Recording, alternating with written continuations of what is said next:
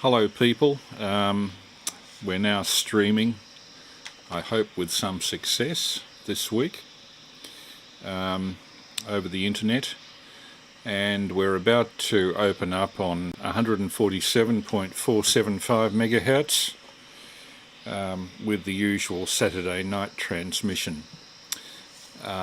This transmission starts at 9:30 p.m. every Saturday night from my home in Melbourne, with items of interest to people who pursue science and technology, one would hope, and the history thereof. And I'll go into more of that once 9:30 ticks over. It's now 9:28. I hope we've got no problem with our stream. No, it seems to be going on okay. No viewers as yet, but the stream seems to be solid. No drop frames as yet. Good. 9:28 still. I broadcast these more to keep me on my toes than anything else, in terms of organising a transmission and announcing it, apart from the fact that we keep a part of the ham bands occupied on what would otherwise be a fairly slow night. And during this COVID lock-in, a lot of people will be watching, so that's an additional inducement to go to air. Gosh, I see from the monitor I'm looking awfully pale. Of course, with the shut-ins, sequence of shut-ins, we haven't got very much sunlight over the last few months. In fact, I'm taking vitamin D pills to try and supplement all of that.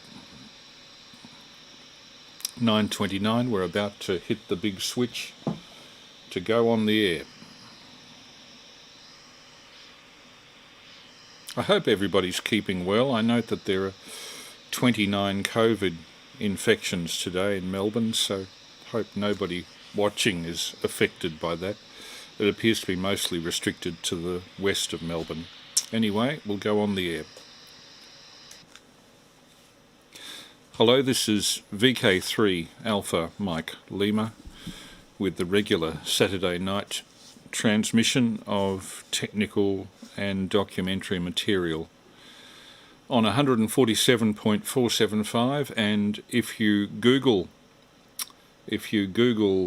VK3AML 7 August 2021, that is VK3AML 7 August 2021, you should get our live video stream into the bargain, and there'll be quite a few video clips I'll be putting on tonight, hopefully with the audio meaning something apart from the video content. And tonight, quite a bit on battery technology, on the birth of the telephone, recalled by people that were actually there at the time in the 1870s, as recorded in the first part of the 20th century. And a little on light beam communication, rounding out what we had last week on the Deal Island expedition. We did actually a lecture for the Sherbrooke Amateur Radio Club last Monday, which only had an attendance of 10. That was all we were allowed to have at the club. So I'll eventually do a YouTube upload of the high definition 4K version of that talk, which was on our de-expedition and light beam communication expedition to Deal Island in the middle of Bass Strait, and that'll be a sort of a forthcoming attraction. Okay, meantime, let's just check to see if anybody is on the live stream as yet. Ian is there. There are 4 people watching at this point, and I think they're steadily increasing. So hi to all of you. As each week goes by, I learn more about the tricks of streaming, and for some strange reason, the browser I use, Firefox, refuses to work on this thing unless I clear out the history section of Firefox, where it's been. So heaven knows where that comes from, but I've discovered that that's a concomitant of getting a good steady stream, which at the moment we seem to have. No sign of lost frames. Again, this is VK3AML with the usual Saturday test, 147.475 megahertz, 2 metres NBFM in Melbourne for those within the 100-kilometre radius. And for the rest, a YouTube stream on YouTube Live, which you can find by Googling VK3AML 7 August 2021.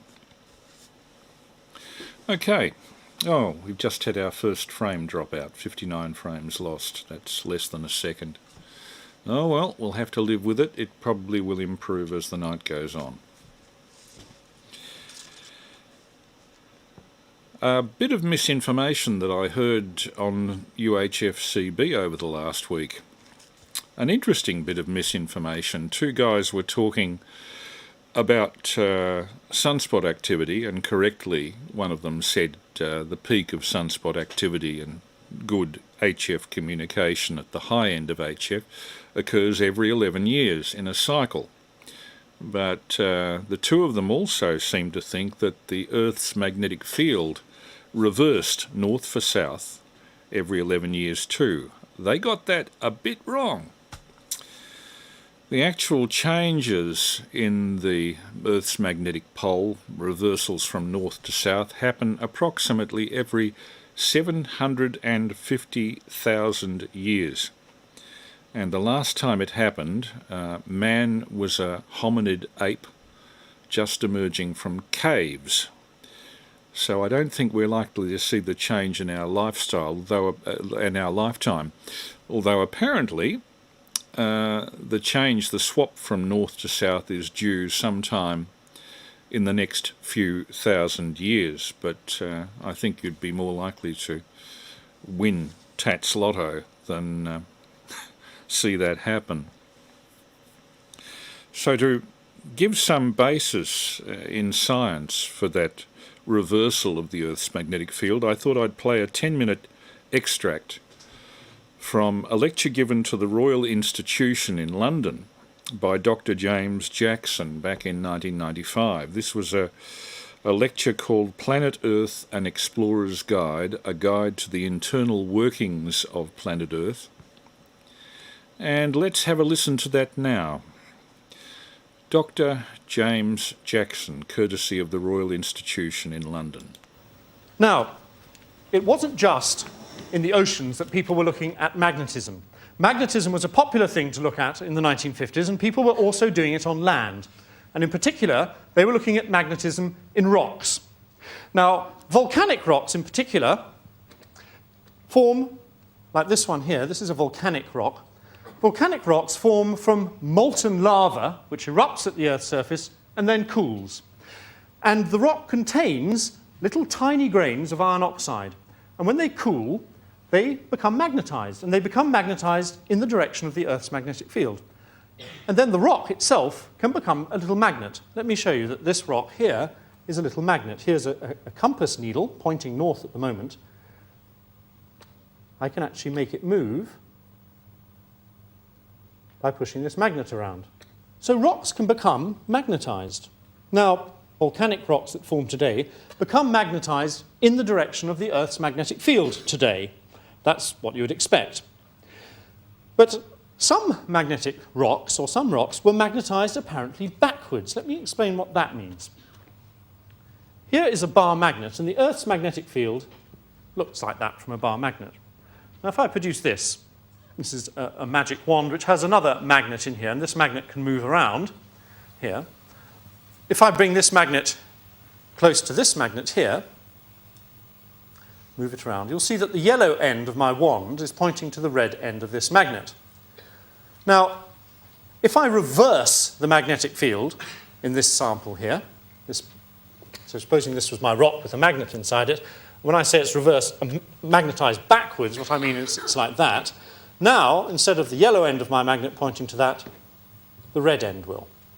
So that's what I mean by being magnetized backwards. It looked as though the magnet in the rock was pointing in the different direction from the Earth's magnetic field. It was pointing the other way.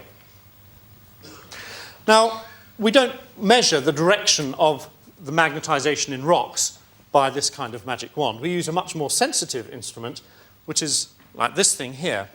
And if I show you this, how this works, I'm going to bring up this rock, which is like a tiny little magnet, towards the end of this probe. And we should see that needle on the screen move. There it is, it moves to the right. And if I turn this up the other way, it'll move the other way. So that this instrument can tell what direction the magnetization is in my rock, what way up the magnetization is. Now what we have here is 6 rocks, which are all from a volcano in Britain. These are from a volcano in Scotland, off the west coast of Scotland, the island of Skye. And they're from, that volcano was active about 50 million years ago. It's not doing anything now. These are old lavas. Now the extraordinary thing about these lavas here is when we measure the direction of the magnetic field in them, they are backwards. The magnetic field is in the opposite sense from the magnetic field of the Earth. And these are much less magnetic than this rock over here. They're very weakly magnetic, but this can still pick it up. Let me show you. You'll have to watch the screen very carefully now because the movement will only be a small amount. So if I bring this one close to the probe here, so it just moves very slightly. And if I turn it over, it moves very slightly the other way. It's a small effect, but these instruments are very, very sensitive. And we can actually measure the direction of magnetization in these rocks. So what are we to make of all this? Some rocks are magnetized in the direction of the Earth's magnetic field, and some are magnetized backwards. Well, the next advance in this whole business was to actually be able to date these rocks, to find out how old they were. And in the late 1950s, some instruments were developed which could actually work out how old those rocks are by looking at the natural radioactivity in them. These rocks, as I say, are 50 million years old, and their magnetization is backwards. If we take other rocks from some other part of the world, Japan maybe, or America, or India, doesn't matter, if they are the same age as these rocks, you find that they are also magnetized backwards. And if we find rocks which are magnetized in the normal sense of the Earth's magnetic field, all other rocks in the world of the same age are also magnetized in that same direction. So it really does look as though the magnetic field of the Earth itself flipped, that the North Pole became the South Pole magnetically, and that the South magnetic pole became the North Pole. And by dating these rocks, you could find out when that happened. And by about 1966, people had made a calendar of what had happened. And this is the calendar. What we have here is time. This is today, 0, 1 million years, 2, 3, 4 million years. And the black means that the magnetic field is in the same direction as it is today. But here, which is about 700,000 years ago, the magnetic field flipped. The Earth's magnetic field turned round. And here, just before 1 million years ago, it had flipped back again. And here it was reversed, and here it was reversed, normal, and so on. It had changed with time. And what this thing tells us is when it happened. This is a calendar of when the magnetic field reversed. So, as it was 750,000 years ago since the last change of magnetic field, I wouldn't worry too much about all of your compasses having to be realigned. They do, the compass variation from geographic north or geographic south varies from year to year. The magnetic poles are not constant, but they certainly won't, as was suggested on UHF-CB this week, change every 11 years. Boy, would that set the world's navigation haywire. This is VK3 Alpha Mike Lima testing. And now I guess we go over to the historical side of our broadcast. Rounding out last week's trip to Deal Island in Bass Strait, lot of people think that we only went over there to do modulated light communications experiments, and certainly that was a big reason for going there. It has a mountain on Deal Island in the middle of Bass Strait that's almost uniquely placed and uniquely high. 1,000 feet high in the middle of Bass Strait doesn't happen in too many places. But we did also take radio gear, and I made sure that we tested every available channel from the point of view of our own safety over there, because mobile phones, except for a very patchy connection in places that were frankly fairly difficult to get to. One place of that type was called the Telstra seat. It was a seat placed to be in line with mountains that would let you get through to the mobile phone tower on Mount Oberon on Wilson's Promontory. But for most of the island we were much better served in terms of safety by VHF communications, UHF communications on radio, or using 80 metres at night. And we made a video of both activities, which you'll see. This is a place called the Telstra seat on the Garden Cove track, where we've set up a temporary ham station, 70 centimetres, 2 metres, using this setup, an FT7900. This is the operating position on the bench we've been using. You can see my FT7900 there, and we have an antenna which is designed for reception from caravans, holding a antenna up the top there, which I won't concentrate on. And you can hear the Bass Hill repeater there, which is coming through that gap between Erith and Dover Island. You can see the mountains of Wilson's Promontory on the horizon, Mount Verica, Mount Latrobe and Mount Oberon. I'm not quite sure which are which. Oberon isn't the highest, but that's that rock swashway there joins Dover Island on the left with Erith Island on the right, and we're looking straight through it towards the Bass Hill repeater like a gun sight. It's the best repeater to get me back to Melbourne from this locale. So turning around to my operating position again,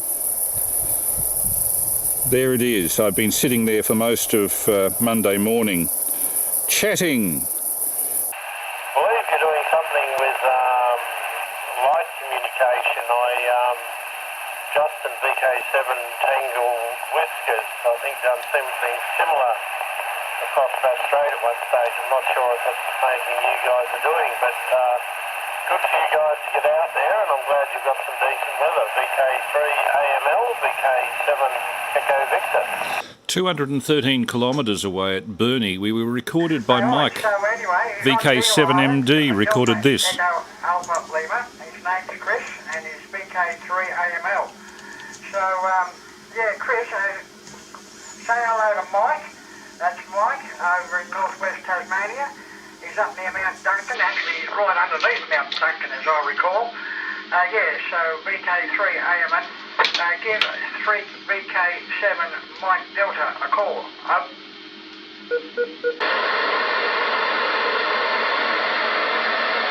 VK7 Mike Delta, VK3 Alpha Mike Lima. Yeah, running about 20 watts. As I say, I have to limit the time on this because I'm using 7 amp hour lithium phosphate. What do they call them here? Lithium iron phosphate batteries. The same shape and size as a 7 amp hour gel cell, but much lighter.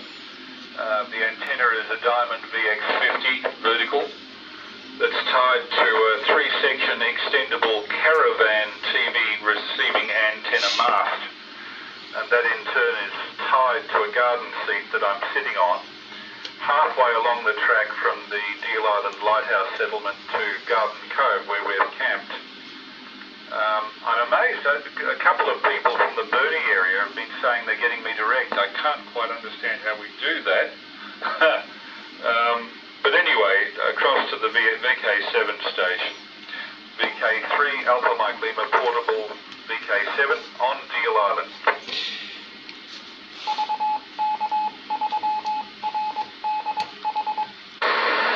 Yeah, copy, mate. VK3AML on Deal Island, VK7MD in Burnie. Yes, I just switched to reverse on this frequency, and you're a 910 dB here on reverse. So I'm wondering, I won't hold you up there. I'm wondering if when you finish you might just like a simplex contact like on 146-500 or something like that. Your name's Mike this way. Back to you. Look, Mark, would you like a QSY to 147.475? That's the liaison frequency we're using on this island.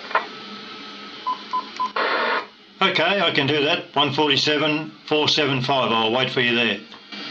No worries, VK3AML QSY, and cheers to the VK2 station. VK7, I forgot, VK3AML, can you get me? VK3AML, you're actually stronger here than you were down on the other frequency. Is it Graham? I'm not real sure. Incredible. Yeah, you're probably 30, 40, 50 dB here. We're in Burnie, and yeah, that's quite incredible. I'm speechless over. Yes, 7 Oscar Romeo, take it. VK3AML port 7 on Deal Island.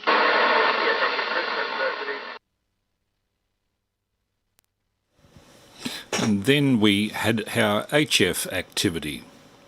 Dave 3ASE is preparing for tonight's 80 metre transmissions over on the other hill. You can see him there, tying off one end of the 80 metre dipole, as you see. We trace it back, and there's a pole there to which he has tied a squiddly pole, and the wire goes off to another end of a dipole up there on that hill opposite. And the sun is setting on Deal Island on Sunday the 10th of January 2021. VK3 Alpha Mike Lima on Deal Island in Bass Strait. On Deal Island in Bass Strait, calling CQ and standing by. Yeah, VK3AML, VK3MET. I'm good, my friend. I'm sorry about being off frequency. I'm in the middle of repairing this old Kenwood TS820S valve radio on the bench. VK3AML, portable VK3ATX. Yes, very good. There's that delegate repeater. I've put out a message to them, and I don't know if anyone will come up. VK3AML on the group, VK3CH. Yeah, good day there, Chris. It's Nick, operating from home, Doncaster and Melbourne, on the loop, and getting you okay. There's a little bit of sort of noise on you, but you're over the top of it, so that's fine. You're 59 plus here, Chris, into Churchill in the Latrobe Valley. VK3AML port 7, VK3 Fox. I guess I'd better take VK3JR, Frank. Very nice to hear you there, Frank. And hello from the middle of Bass Strait. VK3JR N Group, VK3AML port 7 on Deal Island. Okay. Chris, you are 5 and 9 plus here. Very, very good signal indeed. Great to catch up. Congratulations on your exploits to date. More to follow, I think. Things are a little bit unstable here, so if I drop out, don't be surprised. I'm talking to you from my house, and through about 120 feet of coax, and I can't really monitor what's going on in the shack. But not to worry, it should be okay. Well, well, you're obviously having a great time. Jeff, VK3VJS, gave a full report on what you've been doing on the net after the WIA news this morning. Yeah, VK3AML, port 7, VK3ACZ, Peter, Papa Echo Tango Echo Romeo, as you know. Looking forward to hearing all about it on your Saturday night broadcast when you get back. Sounds great. Really appreciated the report we got on the repeater this morning after the news broadcast.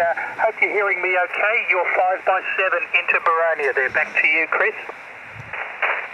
VK3AML, VK3AML. This is VK3YE running 500 milliwatts. Over. Your Q5 on your 500 milliwatts, Peter. God, how do you do it? Mr. QRP. He certainly is. Your Q5 about strength 1 or 2, but well above the noise. Of course, our noise level here is incredibly low. Chris. Well, if you've got a moment, I've got an attenuator. I could go even lower. I could go even lower if you've got a moment. Over. Okay, go ahead. Okay, this is 125 milliwatts. 125 milliwatts. I can go even lower. VK3AML, VK3YE. For reference, if you can't understand it, the next transmission is 62 milliwatts over 270 kilometres.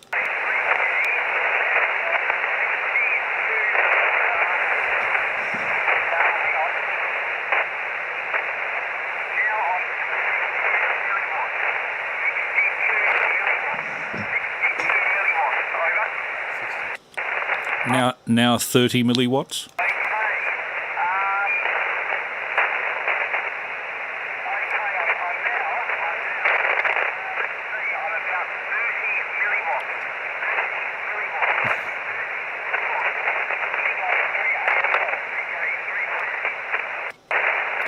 Now 15 milliwatts over 270 kilometres. This is just getting nonsensical.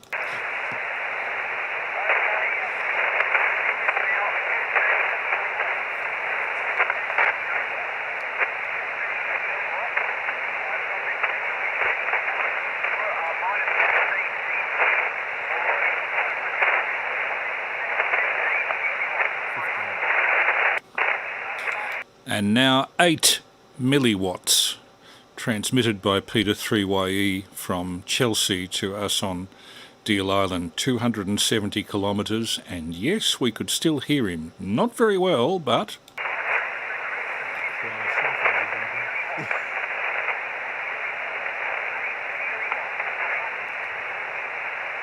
Did I copy that as 8 milliwatts?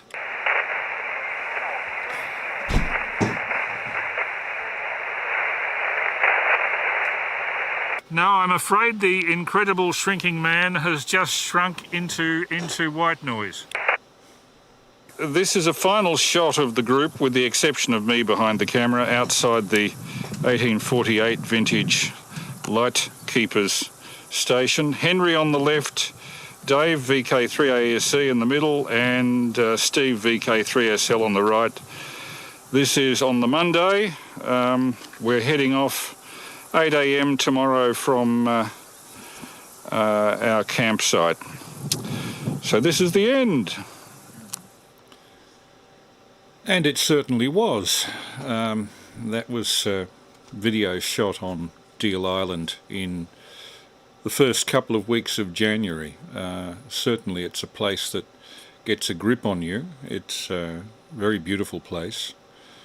If you've seen our ham radio presentation that we've put together for radio clubs now, you would know that. And if there are any people from radio clubs who are interested in me doing a presentation on the RF and modulated light communications that we did on Deal, or perhaps on Deal's geography and history, I'd be very willing to visit whatever radio club with the necessary projection equipment and the video, and do maybe a 1-hour presentation if anyone's interested.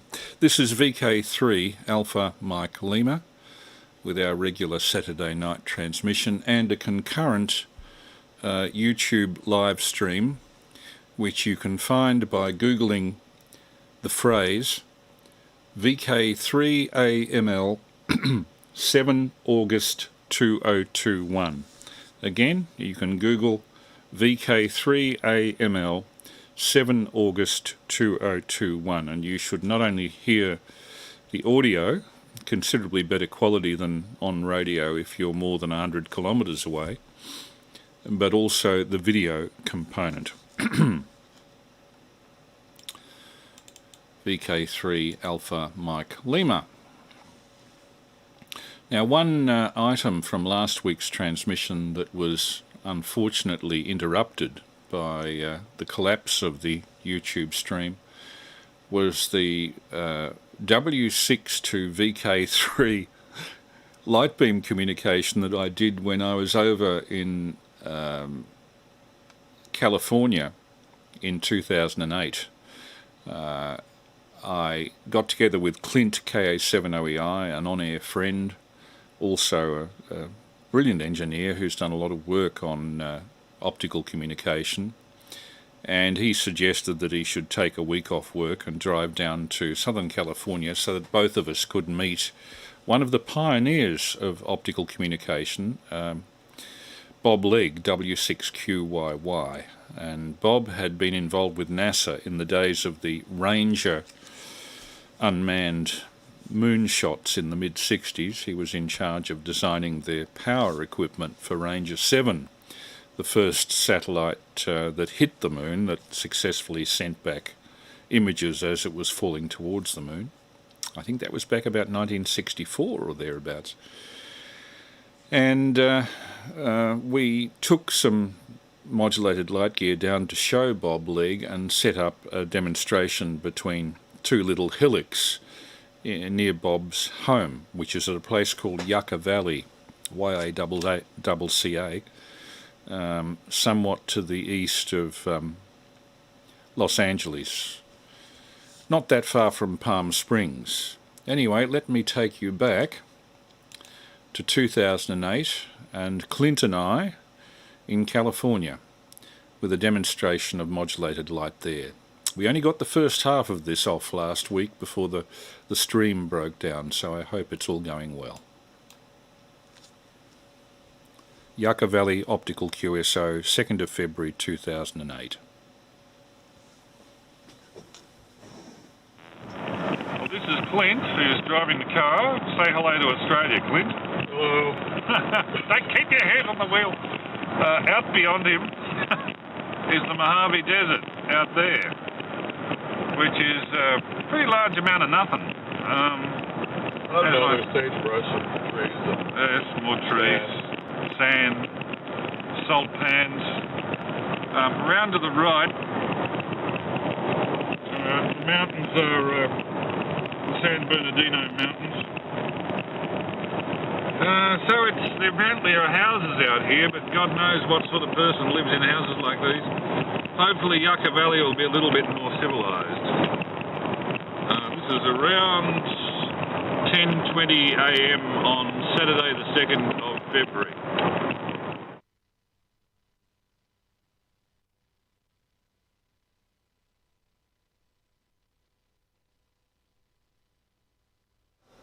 And here we are meeting Bob Legg at his home in Yucca Valley. Bob with his partner Beverly and their dog Carlos. And in 1 hour time, my sensor inside said we had 15 inches of rain in the last hour. But you knew that wasn't true because your house was still here. You hope you don't. Well, if it's practical to get up line of sight with there, then we can set up on anywhere along here. Yeah, actually, well, let's see. It's easy to get up there and see the house. Right. At this point we were trying to determine where we were going to do our test, which hillock we were going to choose. It'd be fun to go on this, but it's not practical. And I had a cold and was wheezing, as you can probably hear. Yeah, I don't know how practical that one is. I mean, at that distance you would get some scintillation, which is interesting in itself. But well, if we took off now. Okay, it's near sunset, and here comes Clint with a box of tricks. That's the light beam transceiver. We're going to do a test, apparently, for Bob's benefit, and to try and have the first VK3AML light beam contact. This is Yucca Valley. We're on top of a kind of a knob up here. You can see Clint's taking infinite dangers, putting his gear on top of a very rickety rock. A rickety rock.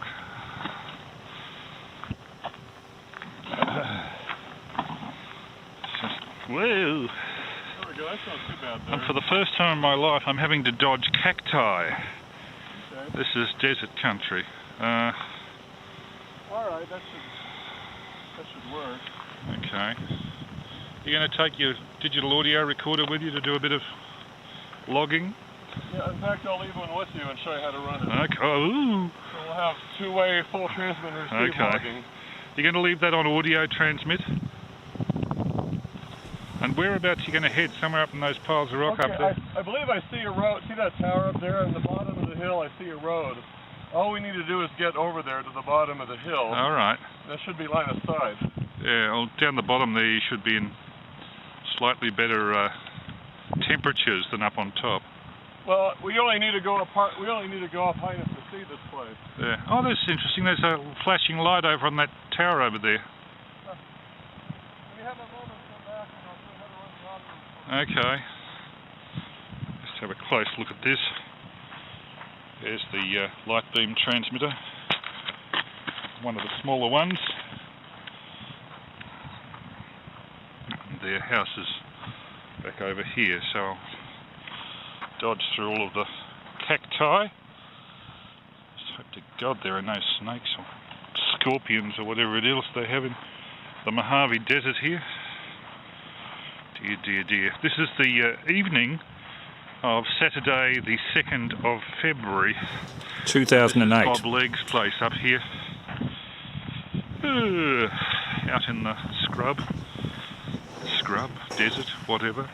We've been watching road runners come up here earlier in the day. I thought they were fictional until then. This is the back of Bob Legg's,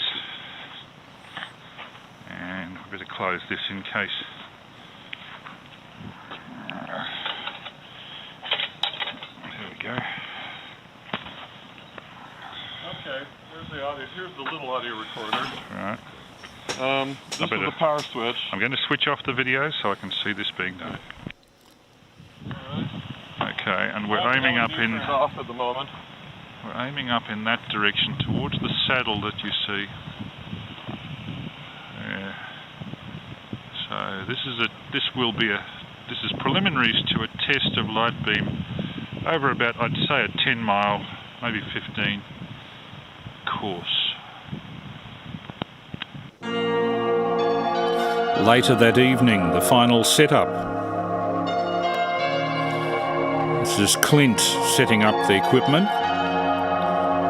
There were two of these light transceivers. One he took and the other one I manned.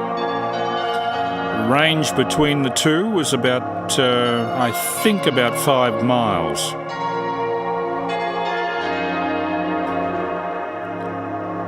There's the high power LED on the back of his Fresnel optical unit. And the unit in the back of his car.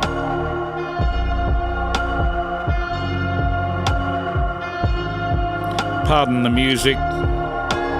This is the way the video appears on the net, so there's not much I can do about that. There's the beam. That's my end that you're seeing in the distance there. Fairly bright. the beam across Yucca Valley. Quite a few houses in that area. It's kind of a little town, scattered houses in the desert. Hello. Yes, just hang on a sec, I'll switch off to... This is recorded off the light beam. Hello. This is an open mic here. Oh. Hi, Bev. This is Bob. Fantastic what we can see you up there. It's really bright, really bright. That's a lot brighter than what I was seeing over the 104-mile path, I can tell you. Yeah. I'm not sure that Anyway, yeah. We should probably wrap up then. Okay, KA7OEI and W6QYY. This is W6/VK3AML concluding transmissions. This is my first light beam communication in another continent, and probably the first VKW light beam QSO. Okay, and this is KA7OEI. And say something, Bob. And W6QYY. Yep. All right, well, we're going to shut down, and I'll talk to you momentarily on 2 meters. No problemo. Okay, all right, bye. Hooroo. And thus ended the first W6 to VK3 modulated light communication link. People would think that we've spanned the Pacific, but we'd only spanned a few miles in Yucca Valley. What a come down. People expect me each week to produce something of a historical nature, so I thought I'd go right back to the start of electrical technology. Last week we had a bit on Michael Faraday, William Bragg, who was one of the first people to transmit radio in Australia, in Adelaide, in the 1890s.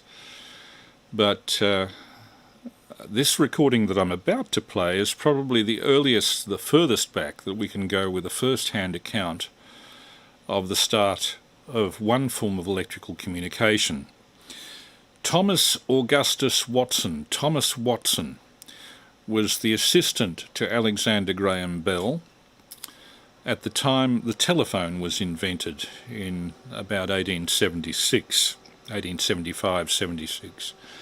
And Thomas Watson took to the stage, actually, after his electronic equipment making back in the 1870s and 80s, and made rather a living out of talking about his role in the invention of the telephone on the stage in later years. In 1912 and 1913, Thomas Edison, was trying to popularise the idea of talking pictures. And anybody who was reasonably interesting was invited to stand in front of the camera and deliver a talk. Thomas Edison saw Thomas Watson talking about Alexander Graham Bell and the invention of the telephone. So he invited Thomas Watson to make a talking picture for him in 1913, one of the very earliest experimental talking pictures. Sadly, the film component of this has not survived, but the sound, recorded on a big cylinder which is about 7 inches long and 5 inches in diameter, blue celluloid, but much larger than the commercial article, has survived. So here is Thomas Watson, Alexander Graham Bell's assistant, giving a lecture on the birth of the telephone in 1913. Sounds remarkably good for the time. Ladies and gentlemen, I first met Alexander Graham Bell in 1874. He came to the shop where I was working to have his harmonic telegraph constructed. This work was assigned to me. The object of this invention was the transmission of several telegraph messages over one wire at the same time, utilizing the fact that a tuned reed will vibrate when its own note is sounded near it. This is a receiver of Bell's telegraph with its magnet and steel reed. The transmitter had in addition contact points, which, when its reed vibrated, would send corresponding electric impulses through the distant receiver. If that receiver's reed was tuned to the pitch of these pulsations, it would respond. I made for Bell 6 transmitters with reeds of 6 different pitches and 6 receivers with their reeds tuned to correspond. But the apparatus did not work very well. Bell was obliged constantly to retune the receiver reed. When doing this, he had the habit of putting the receiver against his ear. This led to a most important discovery. During the months that we were experimenting on his telegraph, Bell often spoke to me of another invention he was struggling with. It was the telephone. I remember my surprise when he first told me he expected soon to be able to talk by telegraph. He explained to me his wonderful idea of an electric current which would copy the vibrations of speech, and described a complex telephone he had devised. It was never constructed as it was too expensive. June 2nd, 1875 is the most important day in the history of the telephone. For on that day, Bell got a glimpse that showed him the road leading to the realization of his speaking telephone idea. That afternoon, his harmonic telegraph was working worse than ever. One of the steel reeds in my room stopped vibrating. I snapped it several times to start it when Bell came rushing from the other room in great excitement. He told me that he had heard in the receiver at his ear the actual sound of the spring I had snapped. It was the first real sound that had ever been transmitted to a human ear by electricity, and he was sure that the same mechanism could also transmit speech. That very afternoon, Bell gave me directions for making the first speaking telephone. Here is an exact duplicate of it. It has one of the telegraph receivers set in a frame with the free end of its reed attached to the center of a drumhead and a mouthpiece to talk into. Bell's idea was to force the reed to follow the voice vibrations instead of merely swinging to and fro. I made 2 of these telephones the next day, and we tested them on the evening of June 3rd, 1875. I could hear the sound of Mr. Bell's voice and could almost understand some of his words. But my voice was not then strong enough to make him hear a sound. He was disappointed, but was sure he was on the right track. Many experiments on the telephone followed during the next 2 years. Here are a few of the many telephones I made for Bell during that period. On March 10, 1876, the telephone transmitted its first complete sentence. "Mr. Watson, please come here. I want you." On October 9th, 1876, the first conversation over a real wire was carried on by Mr. Bell and myself. The wire was 2 miles long, running from Boston to Cambridge. The telephone was ready for public use in the spring of 1877, 2 years after the first telephone was made. This is one of the first telephones ever put into commercial use. Mr. Thomas Watson, Alexander Graham Bell's assistant, recorded in 1913 for an experimental Edison talking picture. His system was called the kinetophone. Unfortunately, with synchronization and amplification problems, didn't get far. It was left to others during the 1920s to commercialize talking pictures. And that brings me to the subject of the next item, which again is surprisingly a film of Thomas Watson, but this time recorded electrically. Watson, when the Western Electric Company started recording electrically on disc, they devised a sound on disc recording system called Vitaphone. And the first few test Vitaphone subjects were made in 1926. One of the very earliest was of, in fact, Thomas Watson repeating that 1913 talk. And the film for that fortunately does survive, and I'm about to show it to you. This survives in the AT&T archives.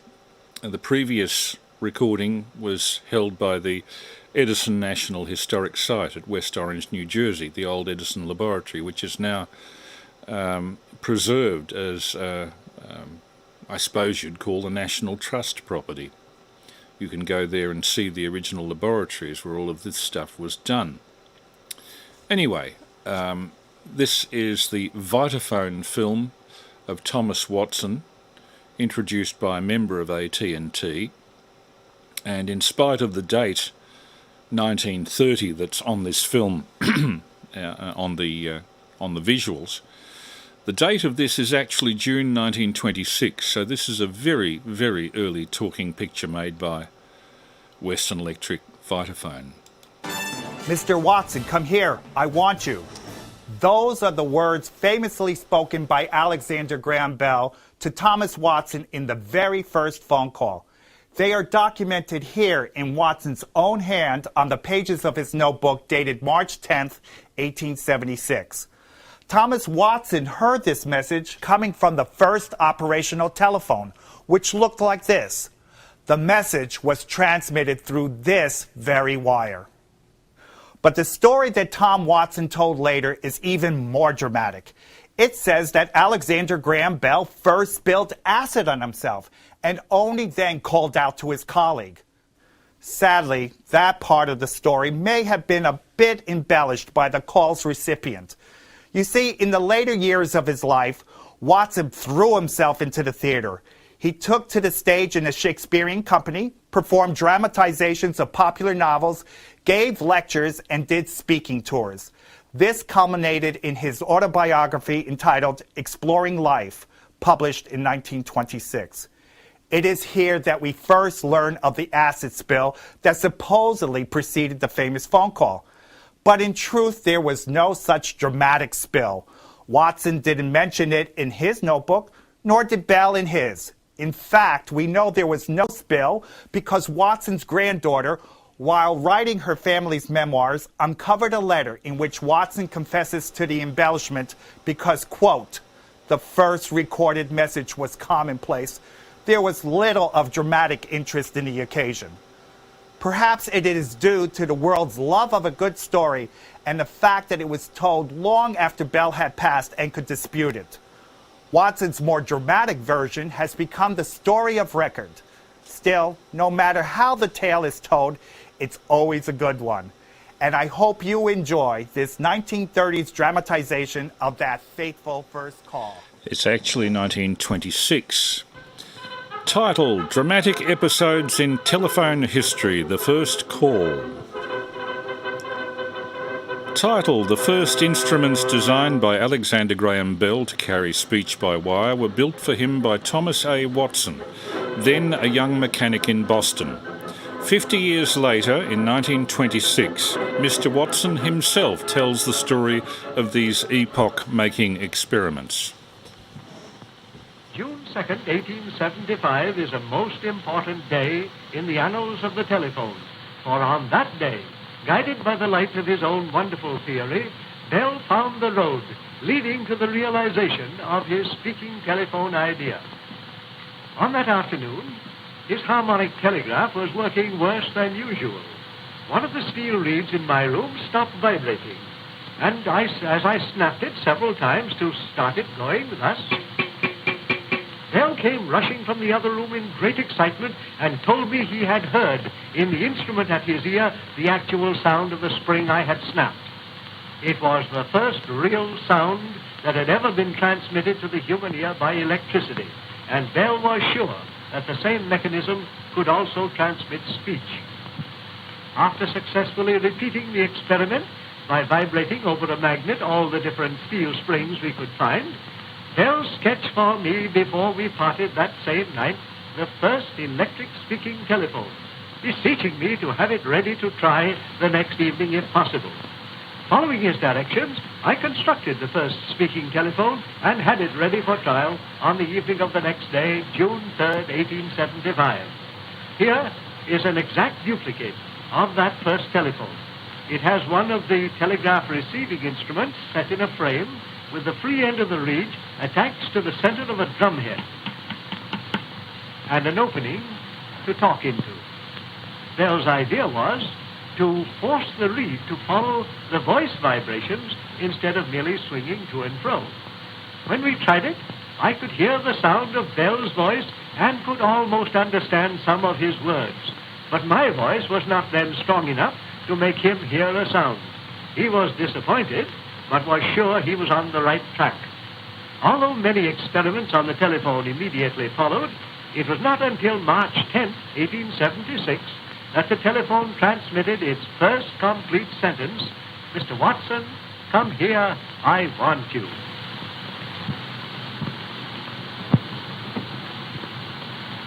Here's a reconstruction of it. Good afternoon, Mr. Watson. Good afternoon, Mr. Watson.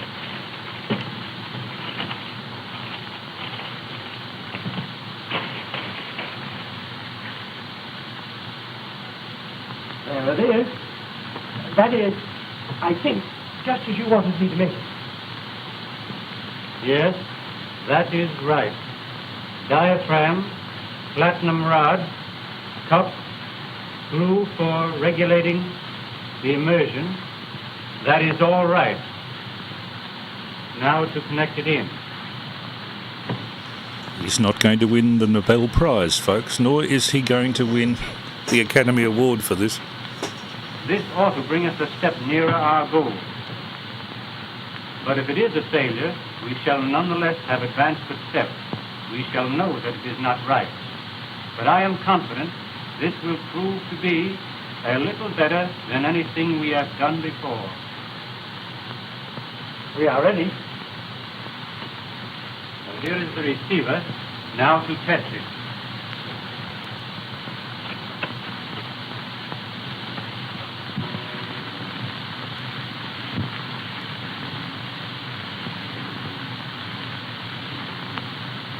Mr. Watson, come here. I want you.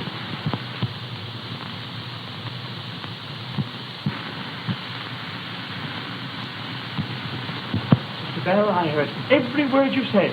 Distinct. What? Every word? Yes, sir, I heard every word. That is splendid. Now you sit down and do the speaking, and let me hear.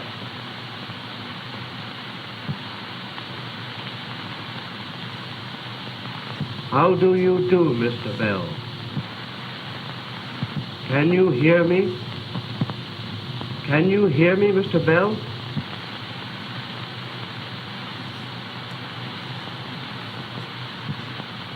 It is better than I had dared to hope. Yes, I heard every word. I could recognize even the quality of your voice. It is a practical thing at last. It will be a success, Mr. Watson, beyond any question. 3 months later, June 1876, Bell exhibited his telephone at the Centennial Exposition in Philadelphia, seeking public recognition for the invention. Reconstruction.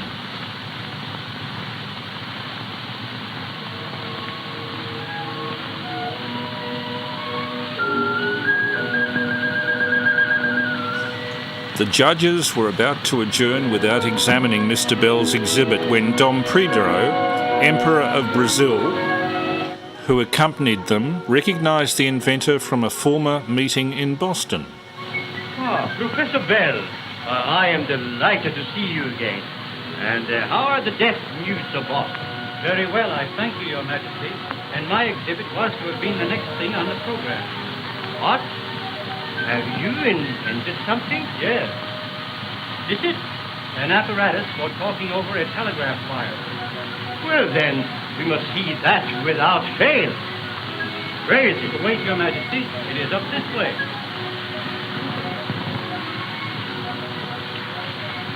There, Your Majesty. Will you please hold this up to your ear Hold it perfectly straight, up and down. No, like this. There, that is right. And I shall go to the other end of this wire and talk to you. I shall use another instrument exactly like this one. You want me to keep this to my ear? Like this? Yes, Your Majesty, and I will talk to you.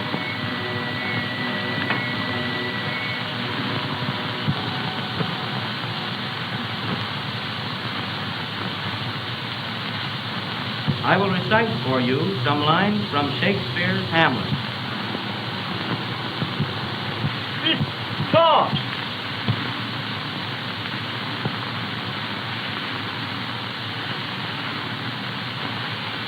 It does talk.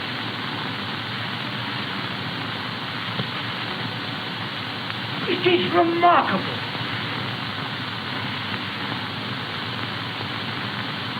Wonderful! I congratulate you most heartily. This invention of yours, Mr. Bell, will bring the countries of the world nearer to each other. What yesterday I should have declared impossible, I have today seen realized. It is the most wonderful thing I've seen in America. It is the greatest marvel achieved by the telegraph. I remember your telling me about your ideas in Washington, not much more than a year ago. I can't tell you how much you encouraged me at that time, Professor Henry. When I said I had not the electrical knowledge necessary to overcome the difficulties in my path, you told me to get it.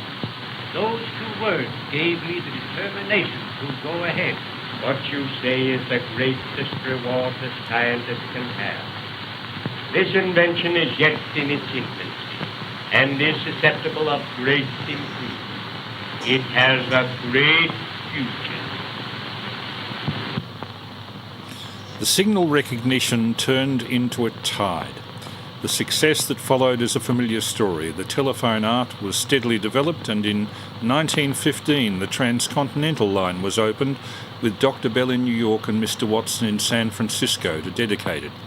Mr. Watson concludes his 1926 narrative. On that day, though separated by the continent, Bell and I talked to each other. I recognized the familiar tones of his voice and understood without difficulty every word he said. Then, using a reproduction of the first telephone, he again sent me the words of that now historic first sentence, "Mr. Watson, come here. I want you." Here is the wire through which 50 years ago came this first message to me from Dr. Bell. It is a priceless relic, for it is the first telephone line.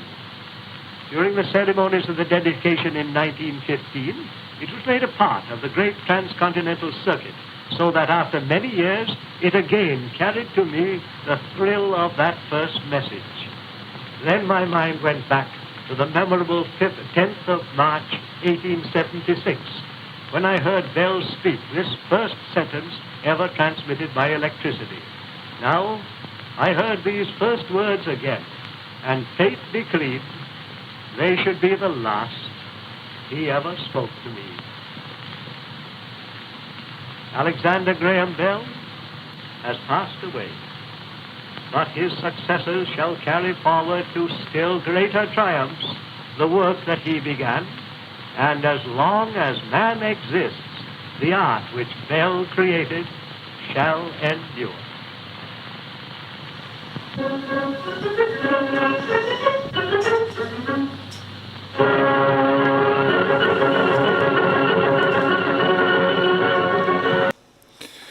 And so very abruptly did the film from 1926 end. What gets interesting is what happened to Bell and Watson after the invention of the telephone, because of course Alexander Graham Bell became instantly famous. He won a prize called the Volta Prize, which gave him a considerable amount of money to set up a research lab. And what they first researched may be of interest to you, and particularly of interest to me, because what they started researching was the possibility of modulated light communication.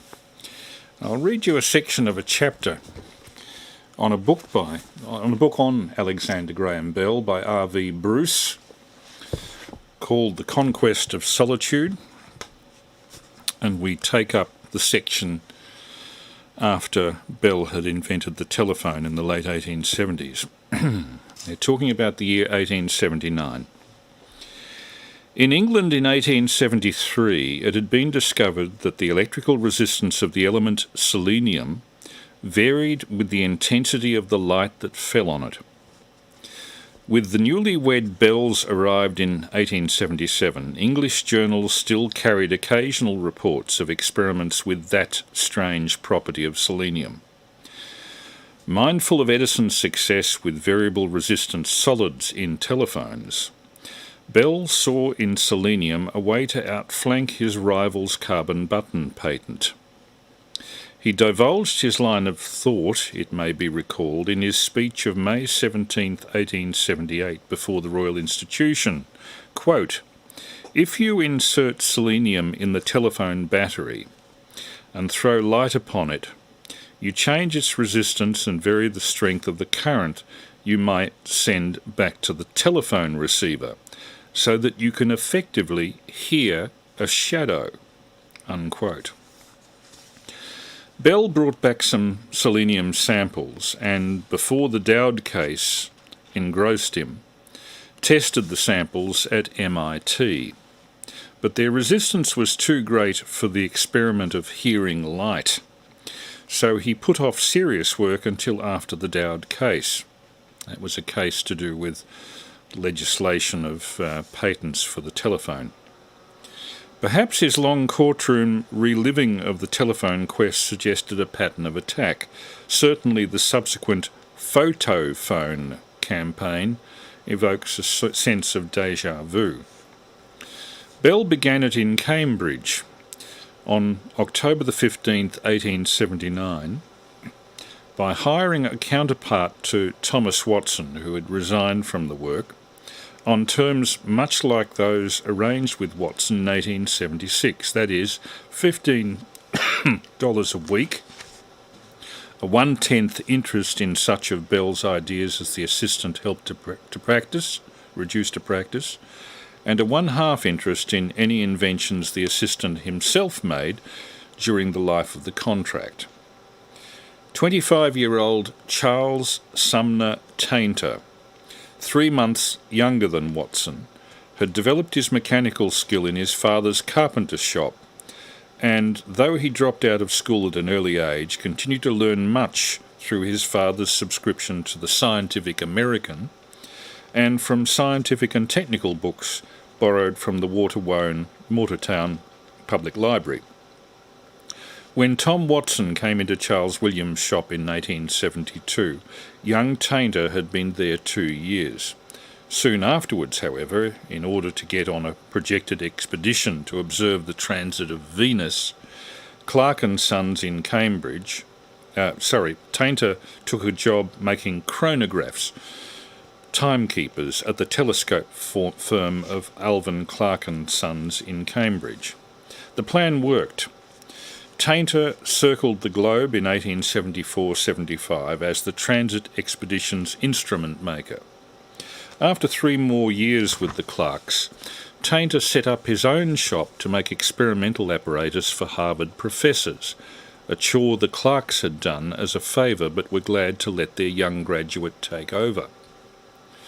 Early in 1879, the Bells rented a house in Washington, and Bell set up a laboratory nearby where he and Tainter promptly went to work. The photophone, the modulated light experiment, at first had competition from other variable resistance transmitters which Bell was developing under his contract with the telephone company, as well as from his meditations on switchboards, phonographs and sound ranging systems. But on January the 22nd, 1880, Bell and Tainter inscribed a declaration of purpose in their lab notebook. Quote, "We recognise that an electric photophone, if perfected, would probably be found of less practical utility than many of the other ideas we've discussed, but We're both so fascinated with the scientific prospects opened up by wireless speech that we have determined to make the electric photophone our great object of search." Unquote. Bell seemed deeply committed to the new enterprise, and his emotional intensity communicated itself to Tainter. On January 28th, they tried unsuccessfully to get a long-distance effect from selenium, and more than a week later the notebook recorded that the failure of the experiments produced so great a reaction that we've both been quite unwell ever since. Only about 3 weeks after that, though, Bell noted that the problem of the reproduction of speech by the agency of light was solved by Mr. Sumner Tainter and myself in the laboratory on Thursday, February 19th, 1880. The means was simple and the range of the system limited. The knottiest technical problem had been to develop a light-sensitive selenium cell of sufficiently low resistance. That achieved, Bell and Tainter placed the selenium cell in a telephone circuit and by a system of lenses threw upon the cell a beam of sunlight reflected from a voice-vibrated plane mirror. The voice distorted the mirror's surface and therefore varied the intensity of the beam reflected from it. This in turn varied the resistance of the selenium cell and thus made the battery current undulatory, as required for telephonic speech. At that stage of experimentation, the mirror and cell were within earshot of each other inside the laboratory, and so the experimenters listened to the effect through a telephone receiver in another room. Their early success seemed to reassure Bell that his life thenceforward was not merely to be a long postlude to the telephone's invention. His elation can be seen in a letter he wrote to his father on February 26th. "Only think," he exulted, apropos of Marion's birth on the 15th, "we've had 2 babies in 1 week, both strong, vigorous, healthy young things, and both destined, I trust, to grow into something great in the future."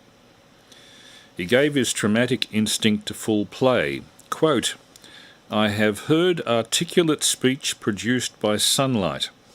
I've heard a ray of the sun laugh and cough and sing. I've been able to hear a shadow, and I have even perceived by ear the passage of a cloud across the sun's disk." Unquote. Entreating his father to hold the letter in confidence, he cast aside the caution of January. Quote, "Can imagination picture what the future of this invention might be? We may talk by light to any visible distance without any conducting wire. In warfare, the electrical communications of an army could neither be cut or tapped. On the ocean, communication may be carried on between vessels, and lighthouses may be identified by the sound of their lights. In general science, discoveries will be made by the photophone that are undreamed of just now. The twinkling of stars may yet be recognised by characteristic sounds, and storms and sunspots be detected in the sun." Unquote. He closed the letter happily. "You are the grandfather of the photophone, and I want you to share in my delight at its success." At the Smithsonian Institution in early March 1880, Bell and Tainter deposited a sealed tin box with a model of the light modulator device, an account of its development so far, so as to establish priority without revealing their line of research prematurely. A hoax story about a diaphote for seeing by telegraph had happened to appear in the Boston Transcript in February and was copied by the American and English newspapers, even including the august British journal called Nature in succeeding weeks. To Bell's amusement, news of his mysterious box alongside the diaphote hoax touched off indignant claims by several inventors that he had stolen the idea of seeing by telegraph from them, and some divulged their own schemes for grids of small selenium cells which, by affecting magnetised shutters or polarised light would produce pictures on a screen. Red letter day for photophony, Bell noted on March 26, 1880, after getting audible distance effects over a range of 82 metres. Then on April the 1st, Tainter transmitted a message 213 metres from the top of the Franklin School to the window of the L Street lab in Boston. Another sealed box was bestowed on the Smithsonian, and Bell made a solemn note on the historic utterance, "Mr. Bell, if you hear what I say, come to the window and wave your hat." That was transmitted by Lightbeam. Several years later, he relived the occasion in a talk to engineering students at Cornell. Quote, "It's unnecessary to say," he said, "that I waved with vigour and with an enthusiasm which comes to a man not often in a lifetime. Such moments," he told them, "are worth a lifetime to live for." And having been the first person to talk on a light beam from VK7 to VK3, I know rather what he felt like. This is VK3 Alpha Mike Lima with the regular Saturday night test and a concurrent video coverage on YouTube Live. If you care to dial up VK3AML 7 August 2021, Google the phrase VK3AML 7 August 2021. You should be getting us. And this is VK3AML testing on 147.475 as well. Okay, another film interlude. What can we show you? Perhaps a portion of a lecture by David Israel on the usage of laser communication by NASA.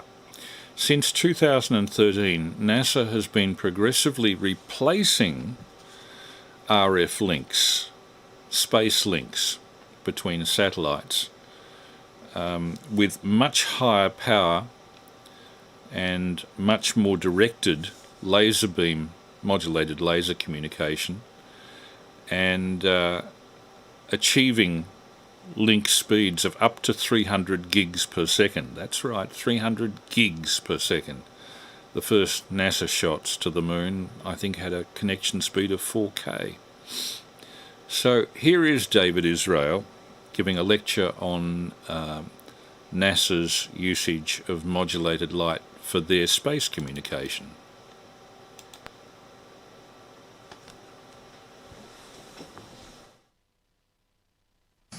Okay, hi. I'm Dave Israel from the NASA Goddard Space Flight Center, and it's great to be here. I'm I guess a longtime member of the NASA DTN team and the Space Internetworking team. And what we're going to talk about today is some of you may have heard in the news that back in September, NASA launched the LADEE mission to the moon, and on board that mission was a laser communications demonstration, LLCD Lunar Laser Comm demo. And it went so well, actually, during the test phase that I was able to slip a DTN experiment into the mission, get some bundles riding the photons to the moon and back. So what we have today is Don Cornwell, the mission manager from LLCD, is going to give the first part, talking all about LLCD's optical comm experiment and success, and then I'll tell you all about what we did with DTN. So, Don? Thanks, Dave. So as you note, I'm the mission manager for the physical layer, so to speak, and Dave will be for all the higher layers in the stack, as you'll hear about today. And this is the LLCD mission concept here. It's very straightforward. You can see what's met here. So this was a mission of firsts. The laser communications demonstration itself was the first high-rate two-way space laser comm performed by NASA. We flew on the LADEE spacecraft, which was built at NASA Ames right across the 101 here, or actually not even further down the 101. And some of the team is in the back. I had the pleasure to talk to them a few minutes ago. We launched on September 6th. It was the first flight to the moon from Wallops Island, where we were launched from on the east coast of the United States. And we also launched, it was our first launcher as well, on the Minotaur 5. And it was a 1-month transfer orbit to get to the moon. And then we had a 30-day lasercom demo in a 250-kilometer orbit. And then we've turned the spacecraft over to the science team to do 3 months of science. And I'll give you a quickie update about what. I'll just interrupt that there to say we'll be opening up for live QSO, callback effectively, at 11 p.m, which is in about 13 minutes' time. So if anybody would like to have a chat, please do come up on 147.475, and we'll take it from there. If any questions arise from anything that we've transmitted so far, please do throw in questions. If I can answer them, I certainly will. Back to the lecture on NASA space communication using laser rather than RF. It's planned after that. But here's our mission architecture. This is kind of a busy chart. I don't want to go over too much of the comm details too much. I'm certainly happy to talk to anyone afterwards about this, but I want to point a few quick things out. So here's the LADI spacecraft. It's about 1.5 meters in diameter to maybe 2 meters tall. This is our physical space communications terminal here, the optical terminal. It's got a 4-inch telescope, a 10.7 centimeter telescope on a gimbal, a 2-axis gimbal, and it's about a 1-foot panel by 1.5-foot panel that you see right here. So it's a very small system. And the first thing I want to point out is the technology that we're using from the electro-optics side. We're actually using commercial, the wavelengths and components from the commercial fiber communications industry. So the same components that power our internet backbone at 1.5 microns in the near IR, our erbium amplifiers and all those systems, they're the same ones that we actually flew to the moon, because the parts are readily available in volume at low cost, and we could just basically up-select the ones that we wanted to use. And so I think that's been one of the big breakthroughs that we had here. The other thing I want to point out, and I'm going to bring up our other stations, this is our spacecraft here, if I can get my mouse up. This is our primary ground terminal, which is at White Sands, New Mexico. It's a NASA facility there. But we have also 2 other ground terminals, one at NASA JPL and one contributed by the European Space Agency in Tenerife, Spain. And so you'll note from this that we're actually doing this lasercom experiment through the Earth's atmosphere.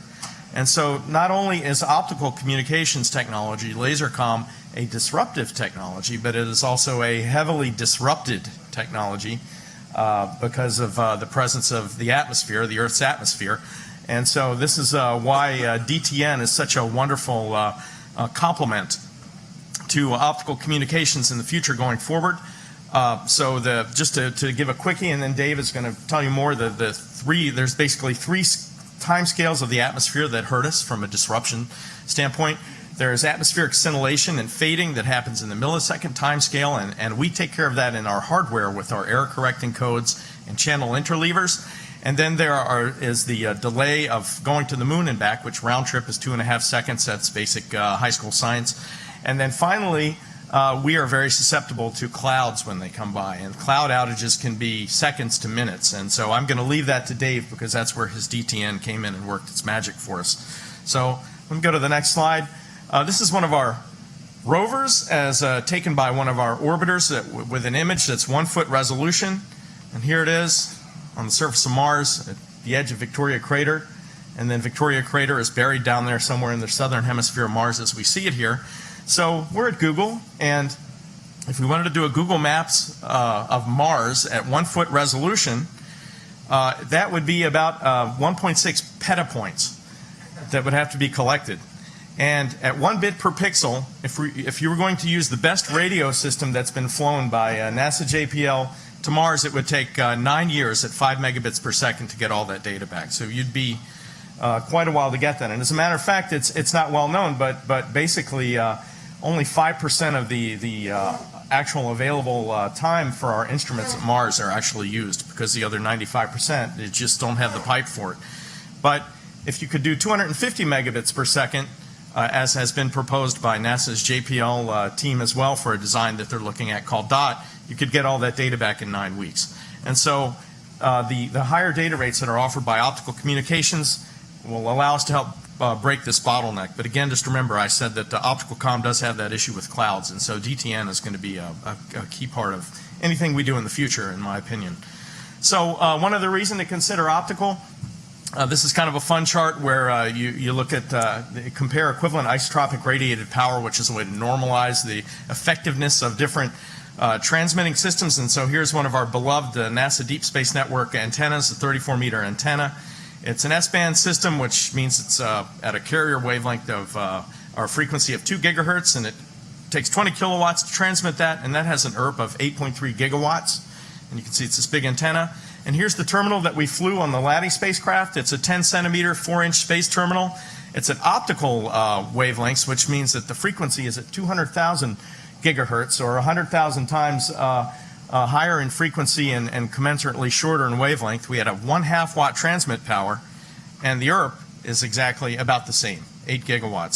So you can see the effectiveness of going to shorter wavelengths, higher frequencies here, and it's because you can concentrate the energy from a laser much better than you can a radio system. And then, of course, this is the part that's not necessarily fair to the RF team, but if you compare us in size, we're a lot smaller. So, so we actually were able to use that advantage on the LLCD mission as well. This is the mission I'm talking about today. And this is the state-of-the-art for radio systems that's been flown to the moon by NASA. This is the Lunar Reconnaissance Orbiter. It was flown in 2009. It had a Ka-band system that could do 100 megabits per second. Our system, as you'll see today, demonstrated 622 megabits per second downlink from the moon. But this chart here, on the x-axis, you can actually see is the mass of the entire system and the power consumed. And so LRO actually required over 60 kilograms for their system, including the gimbal and the arm and the antenna, the TWTs, all the things that make an RF system. And while we could transmit 6 times as much data, we used half the mass and 25% less power. So optical comm is more than just a bigger pipe back. It means that you can use these smaller masses and power consumptions to maybe put more instruments on your spacecraft you're sending to Mars or wherever it's going. So laser communications is used all the time in the Earth. As I said before, that's what powers our internet backbone. But doing it from space, what's the trick then? The trick is actually pointing this beam back from the moon to the Earth. And to give you an idea of the magnitude of this problem, this is our White Sands complex, and it's bathed in red light, which is our beam coming back from the moon, which is a 15 microradian beam. This is 100 meters for scale, so if we step out by a factor of 10, you can see our 6-kilometer spot coming back from the moon. We're going to step out another factor of 10. And if you're familiar with New Mexico, here's Las Cruces, which is the closest town to White Sands. It's about 25 kilometers away. You can already see our spot looks pretty small relative to that. Here we are in New Mexico. There's a little red dot down there, if you can see it. And here we are in the western U.S. And oh, by the way, this is what the Ka-band RF system has to deal with for pointing. It's a much easier pointing challenge. So this is what we see from the moon. So this was our biggest challenge, and actually let me point out that our system was designed, built, and delivered by the MIT Lincoln Laboratory team, and they did a fantastic job here. I'll talk about the results coming up before I turn over to Dave. Anyway, and the long of it is we never had any issues on any pass with pointing, acquisition, or tracking, and it was almost instantaneous lockup. So this problem has actually been solved, and solved well. So here we are integrated on the LADI spacecraft for size and scale. Here's one of the LADI I&T engineers. Here's our optical head payload on the outside. This includes that small 4-inch telescope. There are optical fibers that couple into and out of this telescope for both the receiver for the uplink and the transmitter for the downlink that go into our optical modem, which is here, which includes the transmit laser and the optical receiver. And then we have a computer down here. It's a distributed system that we use for the pointing and tracking. We had a beautiful launch on September 6th. We got to the moon, and so, you know, what were we there to prove? This was the first, it's a demo. We weren't there really to do operations. We were actually there to just see if this concept would even work. So our level 1 requirements were to demonstrate 622 megabits down from the moon, 20 megabits on the uplink. And by the way, the highest uplink speed that's ever been demonstrated to the moon is 4 kilobits. I mean, folks are usually just sending commands, but if you're going to have astronauts at the moon or anywhere else in the future, they certainly would like to see their families by video or watch Netflix or watch the Super Bowl when the time comes. I mean, you know, there are all these psychological issues of astronauts in deep space, and I think this would help to alleviate that. So 20 megabits per second on the uplink is an achievement from that standpoint. We also were able to do 2-way time of flight and laser ranging, so we could do navigation with this, and that's a byproduct that falls out. So This is a screenshot of our first pass that we took on October 17th this past fall.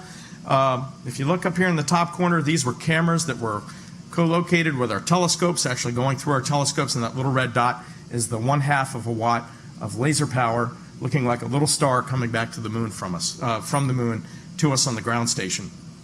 These are the counts in the receiver. This is actually a photon counting receiver. I didn't say it before, but one of the breakthroughs that made this work is a brand new technology that allows you to count photons at the wavelength that we're at a high enough rate to do these high data rates. And here on the bottom you can see, of course, the red curve is the instantaneous code word error rate, and so we ran error-free.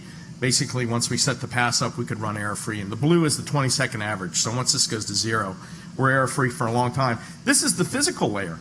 So we're actually running error-free on the physical layer, and of course we know there are protocols well above us that take care of errors as they pop up, as they come along later. The uplink also ran error-free. I don't have uplink screenshots, but we had no issues with that.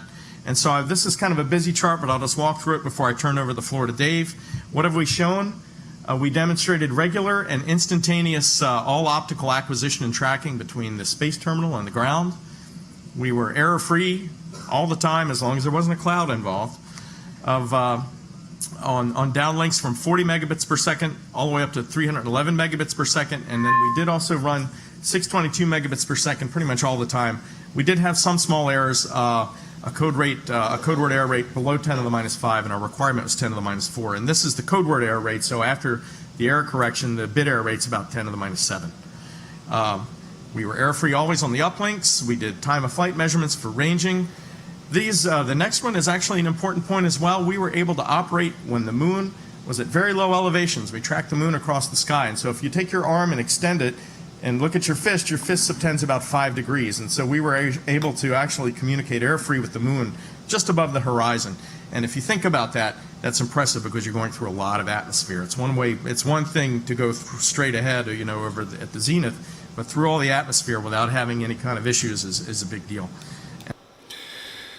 This is VK3 Alpha Mike Lima with the regular Saturday night transmission, and it's 10:59 p.m. and we're about to go to a live QSO. He said, flicking open his log, what is it today, the 7th of August? And if anybody wants to look in on this, I'll just switch back to the webcam. Hopefully. There we go. You'll find a live stream concurrently with our transmission on 147.475 by dialing up, or rather Googling the phrase VK3AML 7 August 2021.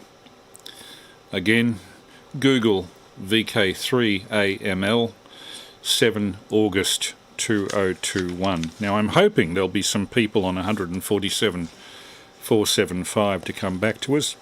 Usually we have Peter 3ACZ and a few others, Dave 3ECG. So this is VK3 Alpha Mike Lima now going over to the receiver, and let's see if we can get a QSO going. Who is there? VK3AML. 3ACZ. Oh, very low down. Very low down. I don't know what transmitter you're using there, Peter. VK3ACZ, unless I've had a receiver blowout. We'll see. And my antenna is showing its normal SWR, so I don't think it's this end. Is there anybody there apart from 3ACZ, VK3AML? Yeah, VK3AML, VK3 Echo Charlie Golf. Good evening, Chris. I'm sorry I didn't get to see anything tonight for other reasons, but I realised the time. I thought I'd brush up and just give you a call quickly from VK3 Charlie Golf. No worries, Dave. Have we got anybody else there? VK3AML, standing by.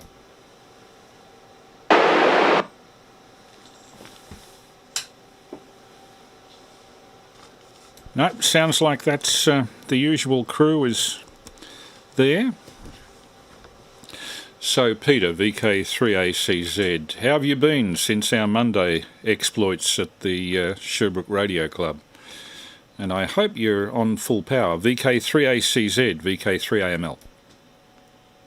Yeah, VK3AML in the group from VK3ACZ. I wasn't on full power. I was scrambling to get to the Radio Shack, and I forgot that I'd locked the door, and so I had to call you on the portable I was listening on. So glad you could hear me at all there. As I said, a bit of a scramble.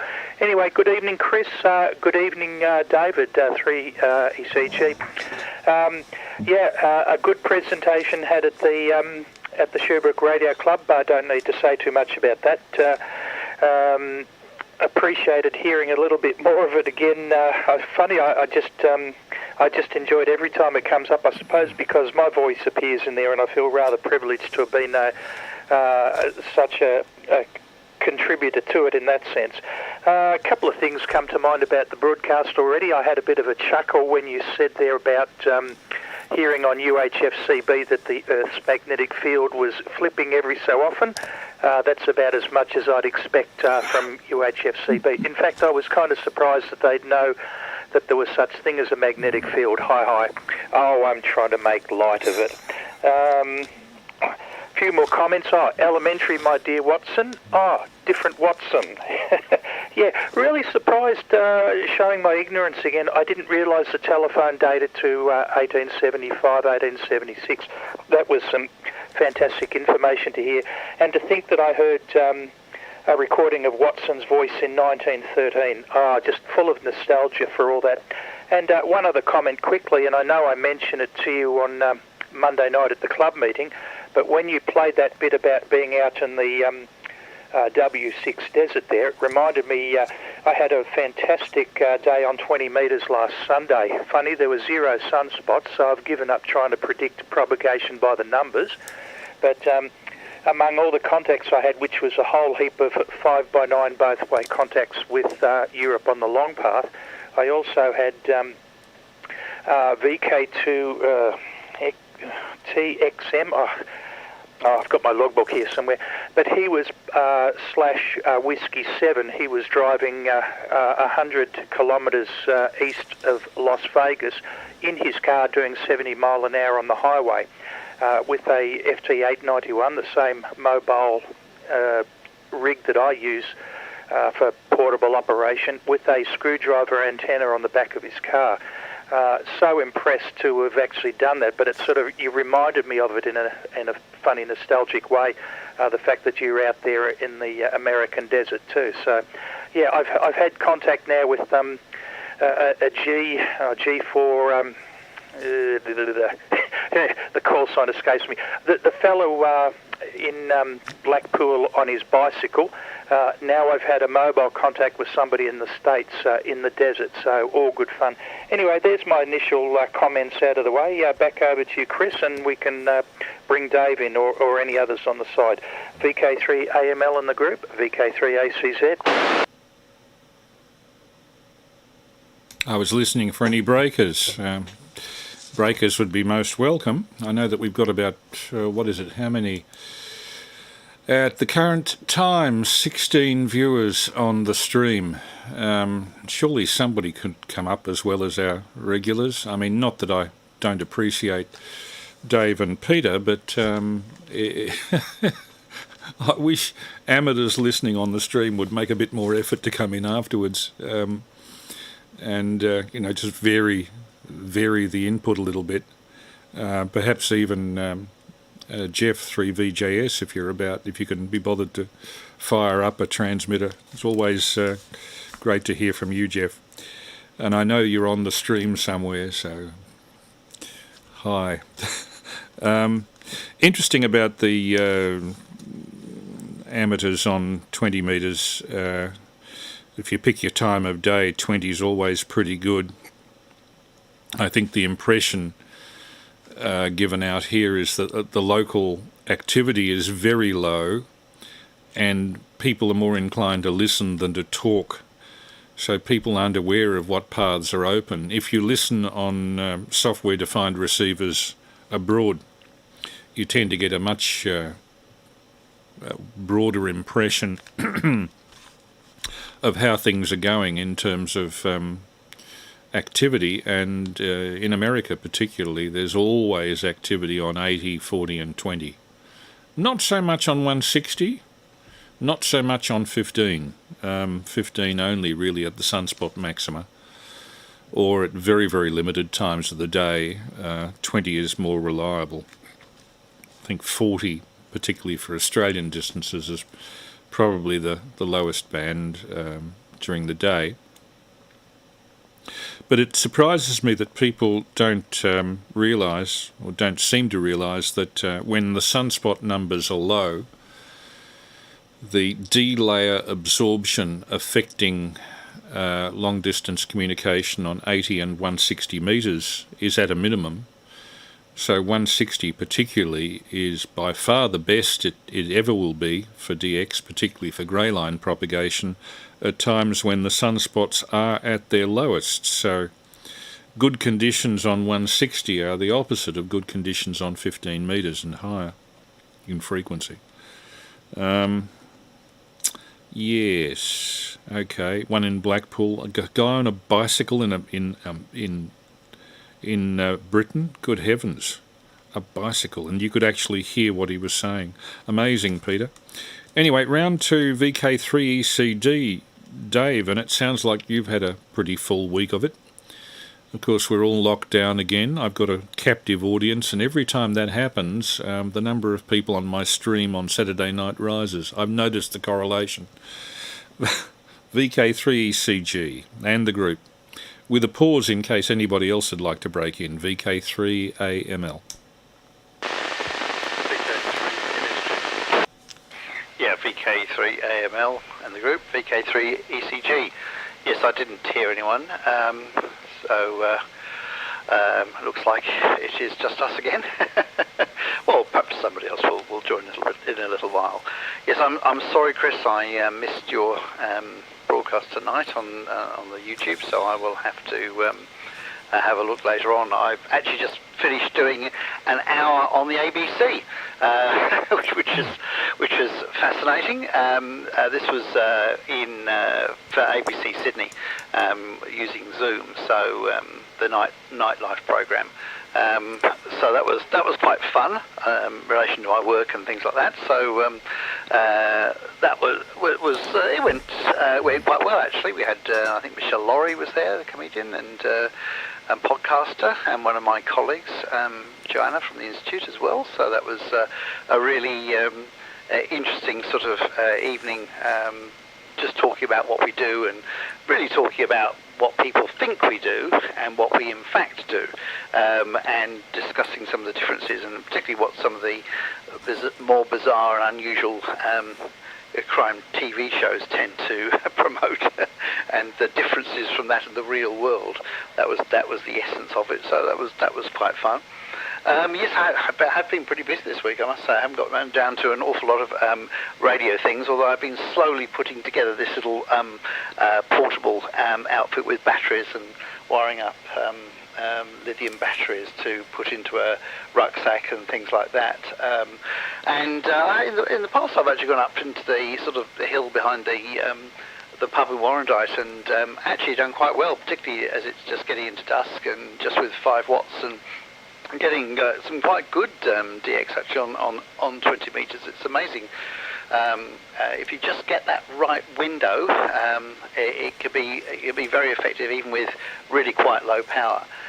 Yes, and there are quite a few really interesting people who have put radios on bikes and things like that, and actually operated from push bike, which I think is stretching the limits. I'm not sure whether trailing a long wire on the ground behind you is a very sensible thing to do when riding a bike, but I've seen certainly some pictures and videos of people doing exactly that.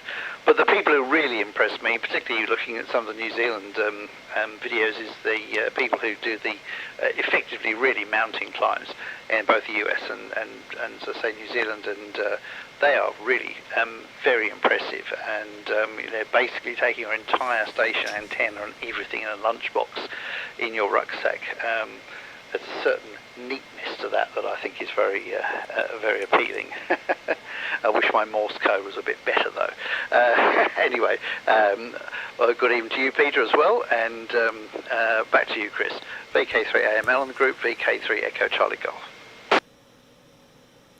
I think we had a breaker from just before Dave came on, very weakly, VK3 November Sierra Golf. Was that right? VK3 NSG. We'll just stand by for him.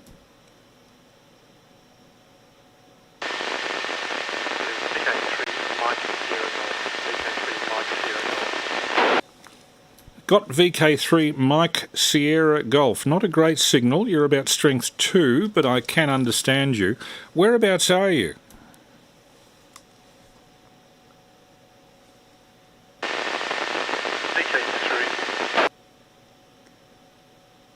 VK3AML, VK3MSG. I'm in Greensboro, but the antenna here isn't fantastic, so the signal to you wouldn't be great. Just letting you know, have been listening to the broadcast on 147.75 and also via stream, and quite interesting. Over. Yeah, thanks. I didn't get the moniker, the handle there. VK3 Mexico Sierra Golf Greensboro, and well, thank you very much for the compliment. Always good to know that there's worth in what we do here. I worked in museums and archives through my working life, apart from the early work I did in broadcasting, and consequently I tend to know where the archival holdings are that rarely gets an airing, and that's where these Saturday night sessions I think can come in handy. A lot of people don't realise that people like Thomas Watson, Alexander Graham Bell's assistant, actually recorded lectures on the invention of the telephone from a first-hand, as in I was there, perspective. The kinetophone soundtrack, Big Cylinder, is held by the Edison National Historic Site at West Orange, New Jersey. And the film, the Western Electric film, is held by the Western Electric Archives, which I now think are part of a company called Lucent Technologies, based in New York. And both of them have web presence. The Edison National Historic Site, the old Edison Laboratory, has its own website with many resources on that website, including the recording that you heard. And AT&T Tech have their own YouTube channel, as does GE, Schenectady Tech, I think they call their YouTube channel. So there's an increasing wealth of material on YouTube, rarely heard. Yeah, thanks for that, Dave. Next time round, you might like to tell us, through ECG that is, what the nature of the nightlife interview was. Was it on your work in forensics, or was it to do with something to do with the pandemic, perhaps? Incidentally, just with regard to the pandemic, I have seen so much scientific BS being bandied about by people who really should know better, that I am slightly appalled.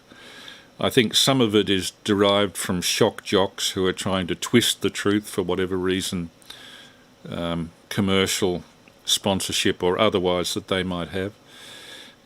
For example, I saw one guy bandying about the idea that Australia had had 17,000 deaths from flu in 2017, and I think he said in 2016 14,000 deaths.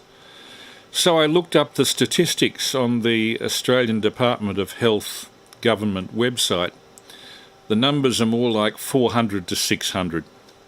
He was overemphasising the figures by a figure of 100 to 1 or more, to suggest that COVID was less dangerous than flu and that there was no reason for the shut-in. You go to the site and you find that COVID is 2 orders of magnitude more likely to infect than flu, and that there are good reasons epidemiologically for the shut-in to smooth out the infection peak so that our ICUs don't get overloaded and our front line of nurses and doctors likely to be infected themselves, and thereby to reduce the amount of staff to battle the damn thing. I think the work of nurses and doctors is, by many of these shock jocks and by many of these social media nitwits, is the best description I can give them, charitably, is denigrating the work of doctors and nurses. And if I was a doctor and well-built and younger, I would track down the guy that made the claims that he did and knock him down. VK3ACZ, VK3AML and the group. VK3AML and the group from VK3ACZ. Oh, come on, Chris. You know statistics will prove anything. 49.853% of all people know that. Hi.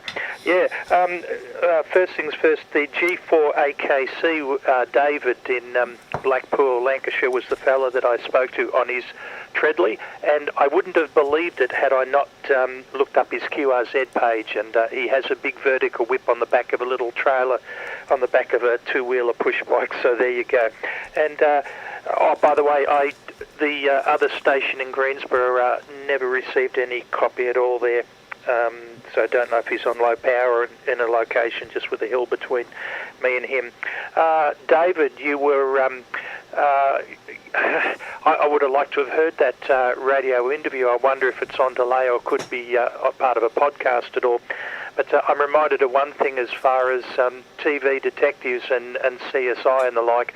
I remember it must have been 25 years ago watching one of those TV shows, and I'm familiar with the fact that they get blood results back instantly and all that, and always did, you know, with DNA testing and all that. But I had to really laugh at one episode where somebody'd been murdered and the offender's back was to the camera, but they were able to zero in from a great distance, zero in on the eyeballs of the victim to actually see a picture of the offender and therefore get the evidence. Now, perhaps they can do that in this day and age. I'm sure they couldn't do it, well, I believe they couldn't do it 25 years ago, so I had a bit of a chuckle about that. I think truth never gets in the way of a good story, and Chris, you exemplified that with the quoting the figures about influenza and the like. One more thing about your broadcast, I was also unaware, and it's good, I'm listening to your broadcast to find out all sorts of interesting things, but 1915 being the first transcontinental telephone call in the US. Again, I would have thought it was either, I don't know, a little bit sooner or a little bit later. I'm already taken by surprise, as I said, by 1875, 1876 for the invention and bringing into use of the telephone. So there you go. Your broadcasts are really helping me with my general knowledge, and as such, it's appreciated. Anyway, back over to you, Chris. VK3AML and the group from VK3ACZ. VK3ACZ and the group VK3AML. Well, interesting about the guy in Blackpool on his bicycle, G4AKC. I'll look him up later on. Sounds like an interesting character. Years ago, many years ago, I remember Dave, VK3ASE, gosh, this would be 1975, had 2 meters FM on his push bike with a gel cell and all, from memory, all glued to the frame of the push bike with gaffer tape. And he would cycle up and down Glen Huntly Road in Caulfield doing commentary on this and that, and he would relay that out through his 160 metre transmitter, which had mixed in other people from 2 metres so that he could talk and listen kind of crossband with a transistor radio strapped around his neck, tuned to 160 metres as he made his way around Caulfield. There may actually be recordings, logs off air of all of that. We were all very much younger then. Dave would have been in his early 20s, and I think I'm about 12 months younger than Dave. Gosh, long time ago. But yeah, push bike mobile is an interesting way to go. And interesting that he had a little trolley behind his bike. It's the only way I could imagine doing it. You'd need a pretty decent size vertical. And the thing is, they can't work against very much metal as they can if you've got a big car, for example. Yeah. Okay, round to Dave.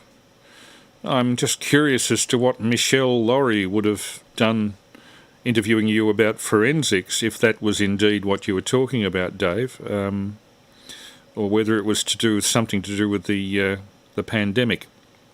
But yeah, I have to admit I'm slightly scandalised by the lack of, overall, by what I would call a lack of responsibility in broadcasting in particular. I was listening to one particular talkback station.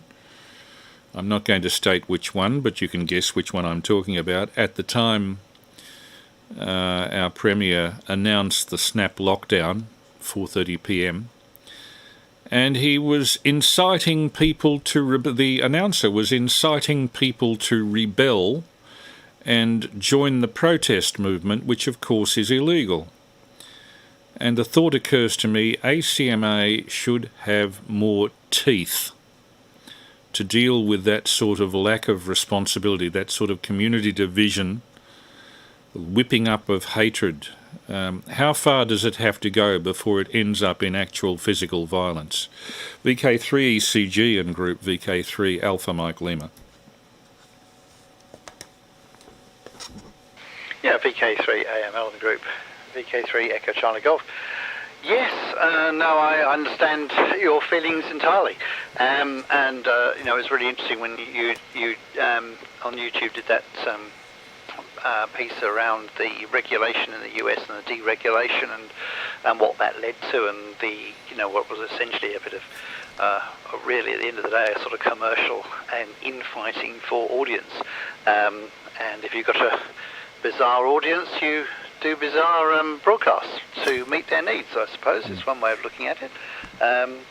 But yeah, it's really sad sometimes.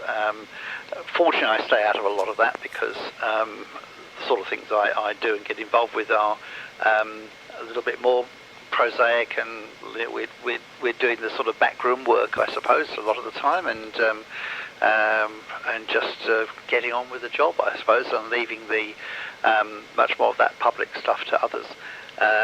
But it is disturbing and upsetting when you see the risks that sometimes people take, and even more so when you hear, even within families, you know, I've seen stuff from the US and stuff like that where, you know, it's these beliefs cause enormous divisions in families, and then there are issues around, you know, parents and children, and about, you know, getting vaccines or not getting vaccines. It's a very complicated thing. There's just so many agendas out and about.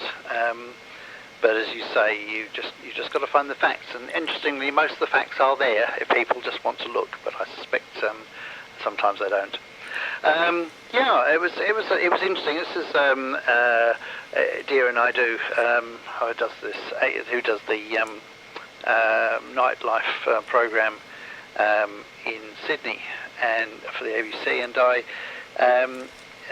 Michelle Laurie has recently done a book which covers some of the stuff that we do, and I think it was really just using that to talk about the CSI effects and things like that.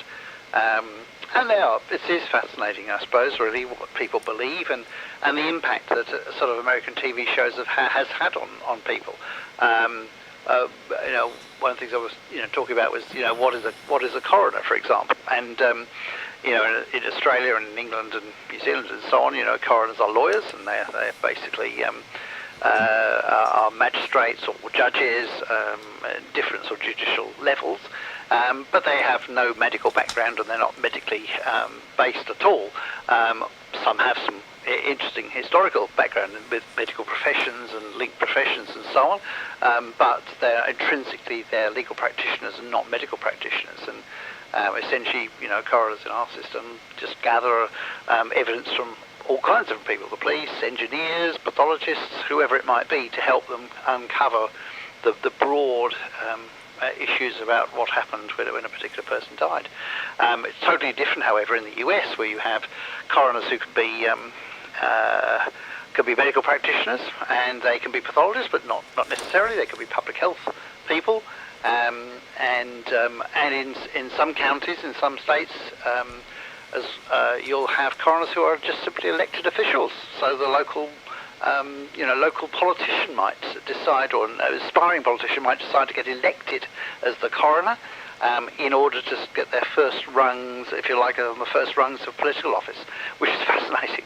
But sometimes it'll be the bank manager or the local undertaker who's got a van, or a police sheriff or somebody like that can be the coroner. Which does have some problems from time to time in independence, particularly when they find themselves investigating their own office. And that has certainly happened from time to time, interestingly. But we have a much more resilient and robust system, fortunately. So it was really all about that and the sort of CSI effects and how, what we see on TV shows and what happens in the real world by comparison. So, it was mostly about that. I'm trying to think of the days when I, on another subject on portable, I had a friend when I was in the UK at university, and we put his FT101 in a Volkswagen Beetle. I mean, it just fitted beneath the sort of parcel shelf in the old Beetle, but it and its gubbins took quite a bit of the floor space up, not like a portable rig you would have today, or a mobile rig in a car. This was coupled to an antenna which was an old company in the UK called G-Whip. I still have an old G-Whip somewhere. This was bolted to the rear bumper, but of course the engine was in the back, so an incredible amount of noise suppression had to be put in place because A, there was electrical noise, and secondly the horizontal air twin of the Volkswagen Beetle made an incredible clatter as well, and such was the state of the battery that you pretty much had to have the engine running to make this radio work anything like efficiently. But we used to have some quite good digs on it, just parked on a hill on the university campus and things like that. So you can do some fascinating things.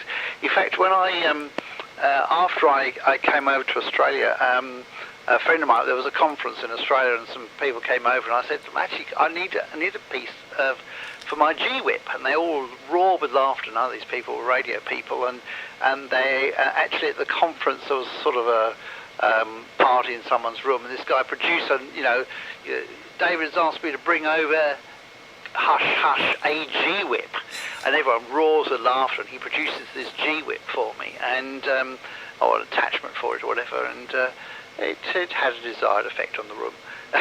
Anyway, back to you, Chris. VK3AML of the group, VK3 Echo Charlie Golf.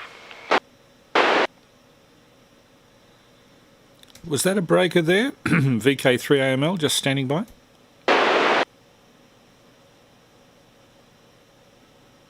I'm not sure whether that was a carrier or whether it was just the setting of my squelch. Try again. No. Okay.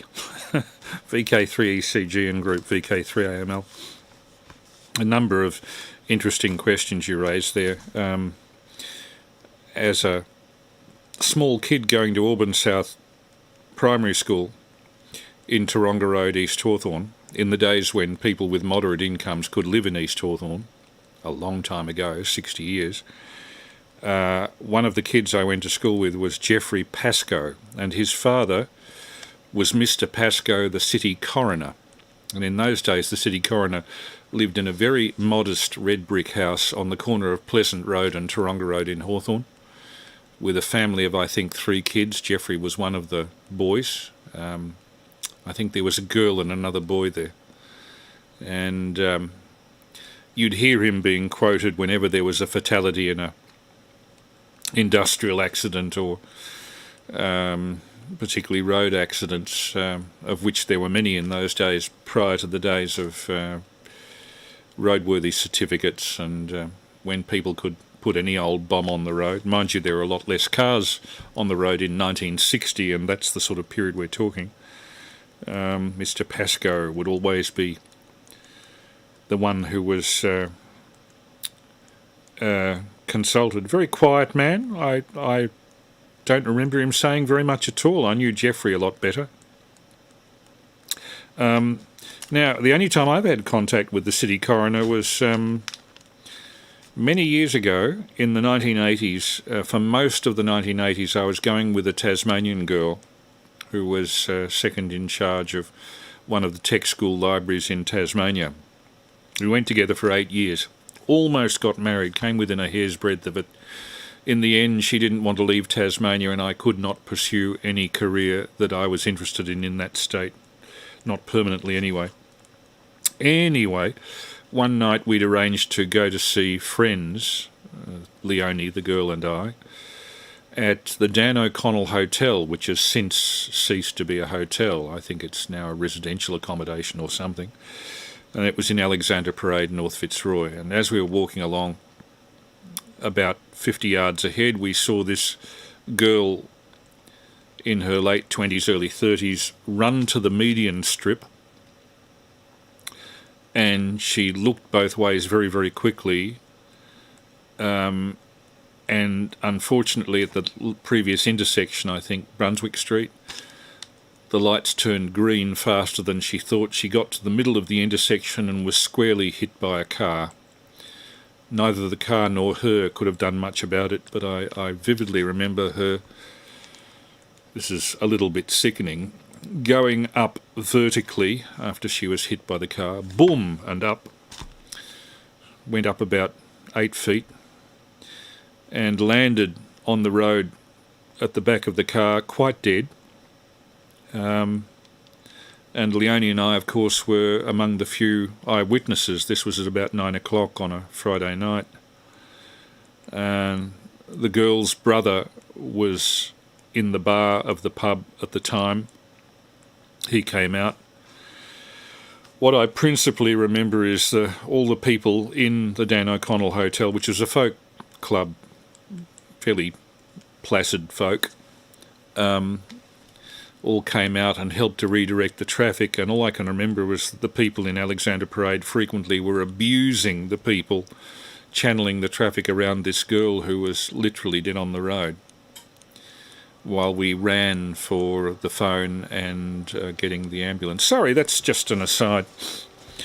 Cars and electrical noise. I've never particularly run radio gear in a VW. A friend of mine in Hobart, my old mate who does all of the travelling with us to New Zealand, Mike VK3AML, until very recently had about a 1960 vintage VW with 6-volt battery, 6-volt electrical system, and I think it was positive earth from memory for some strange reason. You could run PNP transistor radios on it. That's about all that was safe. Otherwise, you certainly couldn't bolt normal radios in there because with the reverse polarity, you'd short the battery out.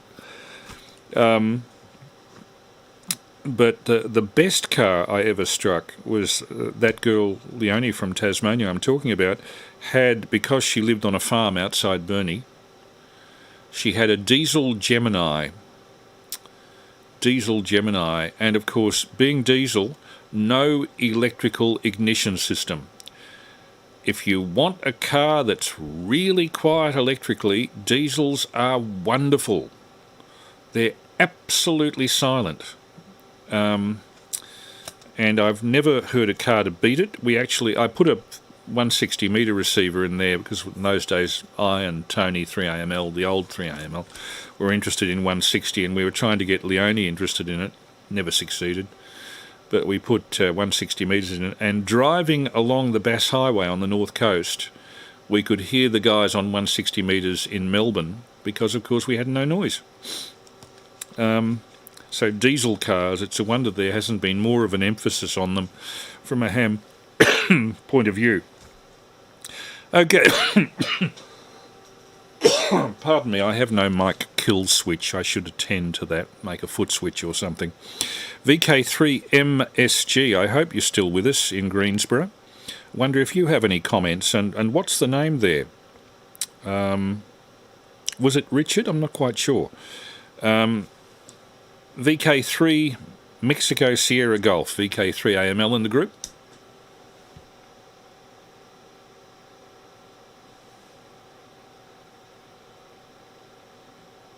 Sounds like he's gone. Are there any other stations wishing to call into the net? VK3AML, standing by.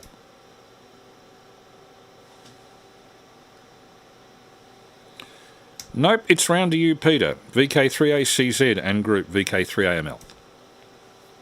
VK3AML in the group from VK3ACZ. Yes, on the subject of VW Beetles first, I remember as a kid my dad had one of those, and just trying to install a broadcast band AM radio in, oh boy, problems with noise interference, the clickety-clack even in that. So I hate to think what it would have been like having an FT101 in this particular car, but there you go. And please, guys, don't tell me that what I saw on Quincy ME wasn't all 100% true. I see it so, because I remember how he lived on the boat in the, was it San Francisco Harbour? And now I see that Ion Griffold is over here on a show, I can't think of the name of it right now, but an ABC program where he's with the Queensland Institute of Forensic Medicine, and he's living on a boat in the Brisbane River. So there you go. I think they've plagiarised something there. And Dave, I used to say to Malcolm Dodd occasionally, I would remind him of the Get Smart episode from TV, where he once said to Igor, "Tell me, Igor, what makes you want to work in a morgue?" And the reply was, "I like a job where you meet people." So there you go. But anyway, my one experience with the coroner, and you know, I do believe hospitals and courthouses are two places to avoid at all costs. But I appeared in front of Hal Hallenstein in Ringwood Magistrates as a witness, not as the offender. Actually, I might as well have been the offender, because I was there for 4.5 hours getting grilled by a barrister trying to get me to say yes when I meant no and no when I meant yes. But anyway, I remembered him because as soon as I walked in there and saw him, he was the coroner with the Jed Horton, well, the SOG shot him dead in a caravan in Bendigo. He was a Wall Street shooting suspect himself, and I couldn't forget that film footage of him being there on scene in Bendigo. And I suppose they must do their rounds. They must have turns at being coroner or just be ordinary magistrates. And I don't know what he's doing now, but that was an experience for quite some time. I tried to forget, and it would have been, I don't know, about 2003 or something like that. But anyway, so that's my side of the whole thing about coroners and the such like. Back over to you. Oh, yeah, and I pleaded the fifth as far as any mention of coronavirus and lockups is concerned, because I suffer at the best of times with them, but it means I'm not able to go out portable, and that highly reduces my possibility of playing HF radio and working DX, so it can't end soon enough for my liking. But I'm deciding not to get drawn into the practicalities of it all, because it's way past my understanding. I just wish we weren't there, and it seems like a nightmare that'll never end, what it's been going on over 18 months now. VK3AML in the group, VK3ACZ. VK3ACZ, VK3AML returning. Well, Dan Andrews has actually said in an interview prior to the lockdown on, what was it, Thursday, that that the lockdowns will stop once the vaccination rate hits 80%.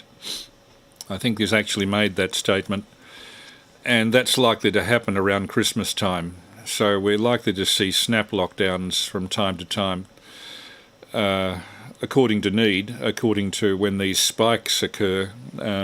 Sydney, they really should have acted quicker. They tend to leave things open up there, and look what happens. We don't want to be in Sydney's position.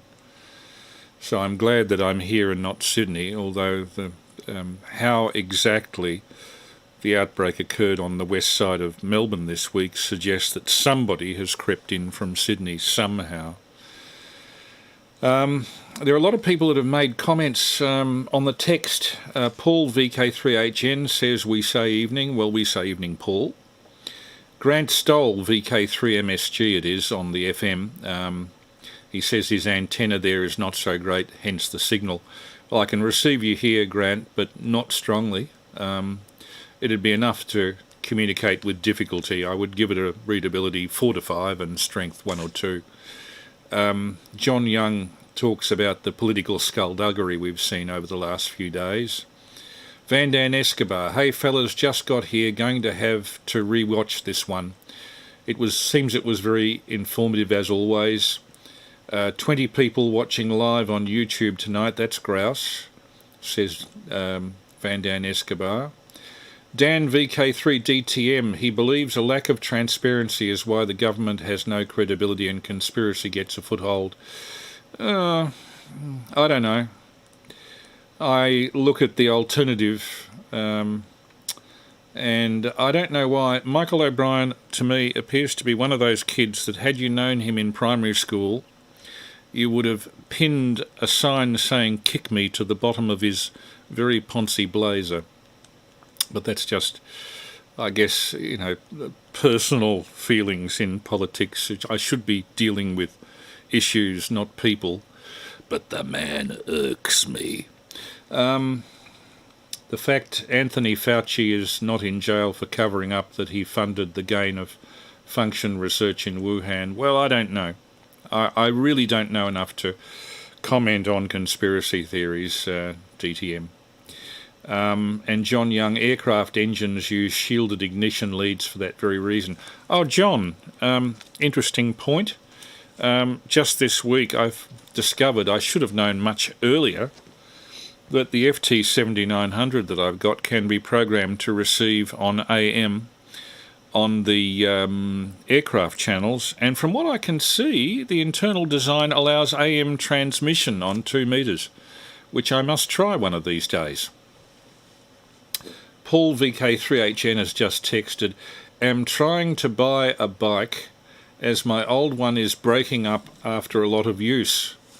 Was told today that Vic is basically bereft of bicycles. Hard to believe.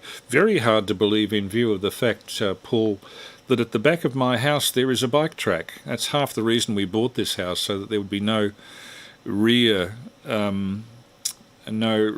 neighbour, as a result of which we have a backyard that's fairly clear of electrical noise. And as we were downsizing out here to Burwood East from Surrey Hills, we wanted a place that was adapted to at least some form of amateur radio. And at the moment I've only got VHF going, although that's going fairly well by the sound of it. I'll hand it round to Dave. Sorry, I'll hand it around to Dave. I'll hand it round to Dave. And interesting about the CSI effect you're talking about. One thing I have noticed of recent times, just talking about bicycles and trailers and mobile operation, lithium battery technology, which is rapidly becoming cheaper, like a 7 amp hour lithium iron phosphate battery, which is as light as a feather and can actually deliver more instantaneous current than a 7 amp hour gel cell. They now retail for about $40, perhaps even less if you buy them direct from China. And they are revolutionising mid-power RF transmission for portable work. I mean, you can buy an 18 amp hour lithium iron phosphate battery for about 140, 150, and you can run 50 watts of FM on that if you want to, if you're prepared to carry a decent antenna into the bush. And that's something you'd have to have a generator for years ago. So I think we're going to see progressively more portable operation. Mark Harrison has just popped up on text. Sadly, for quite a while, modern diesel engines had a terrible reputation of causing massive RFI from their electronically controlled injectors, VK3BYY. Yeah, thanks, Mark. Well, Leone's diesel Gemini dated from about 1982, and I think it had no automated system in it. I remember on cold days in Tasmania, she used to have to turn on the glow plug for about 30 seconds before trying to start. And they made that funny chugga-chugga-chugga-lug sound that diesel cars did. Hobby King is the place to get your lipo. I shouldn't say that over the air. I hate Hobby King, I'll say. After all, Steve 3HZ might be listening. HZ? ZH. And he's the RI, and if I say anything commercial, I'm likely to get paddy whack. So I take back everything I said about Hobby King. Over to Dave, VK3CG. Sorry for the long over, VK3AML and group. Yeah, VK3AML and the group VK3ECG. Yes, I couldn't, I think it's Grant, I couldn't hear 3MSG at all, and I turned down the squelch and stuff like that to see if I could hear anything at all, but no, nothing came. I couldn't pick him up at all. Yes,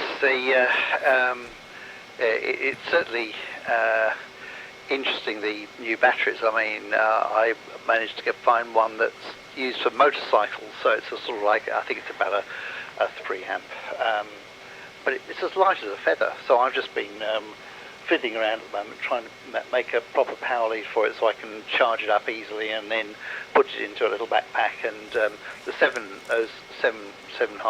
amp hour batteries are nice, but they're just a little bit large, and I just wanted something a little bit smaller.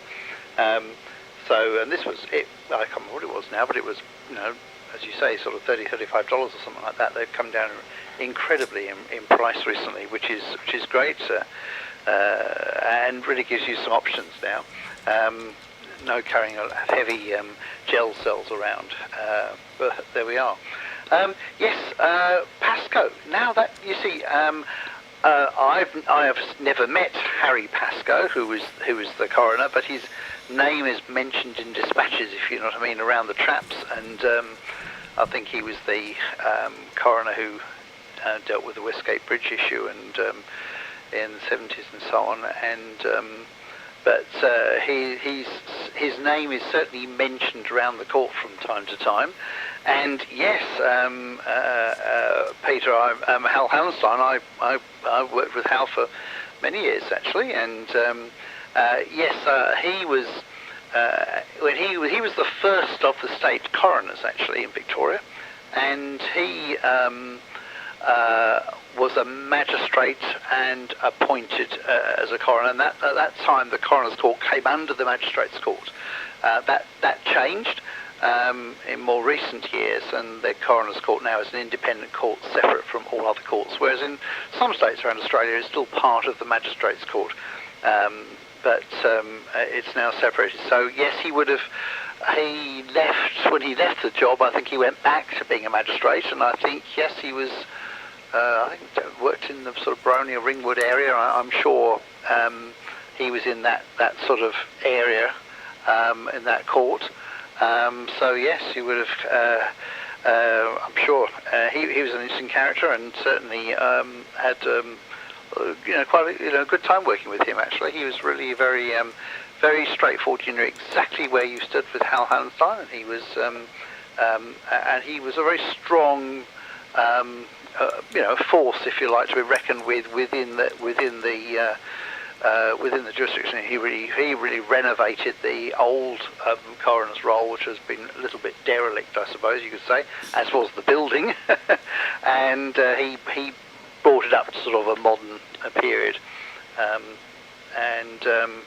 Yes, and of course all those very interesting cases. I mean, I know exactly what you mean, being in the witness box and having barristers doing the yes, no and the no, yes. It's something that's part of my life from time to time, which is all good fun. I always say nothing better than a day in the witness box. I always upset barristers by saying that, because if I say things, it's a really good day out. I can turn off my mobile phone. I don't have to do any of my appointments. I can cancel everything in my diary. There's nothing anyone can do about it, because I'm giving evidence. And it's great. I can go and have a nice lunch somewhere in the city or whatever. So I consider being in the witness box a good day out. But unfortunately, that's not the case for most people, I imagine. But yes, there we are. Yeah, I thought about the diesels, but of course, yes, you're right. I mean, apart from the more modern day ones with all the electronics, I would imagine that the old very mechanical ones, of course, would have been. That's right, they had no real ignition systems, did they? But I always remember that's right, the little glow switch for the glow plug or whatever it was for getting the fuel vaporized on cold mornings. And I always remember those incredible pictures on the news of these queues of lorries in Europe around the varying sort of troubles, where people will be lighting fires underneath that sort of oil barrel type sort of tank on many of the large lorries, because the diesel fuel had waxed and gone solid in the cold, and they literally lit a bonfire underneath the tanks to warm them up enough to get the lorries restarted when they've been in these convoys for ages. I can't think of anything more dangerous. But there we are. Back to you, Chris. VK3AML on the group, VK3 Echo Charlie Golf.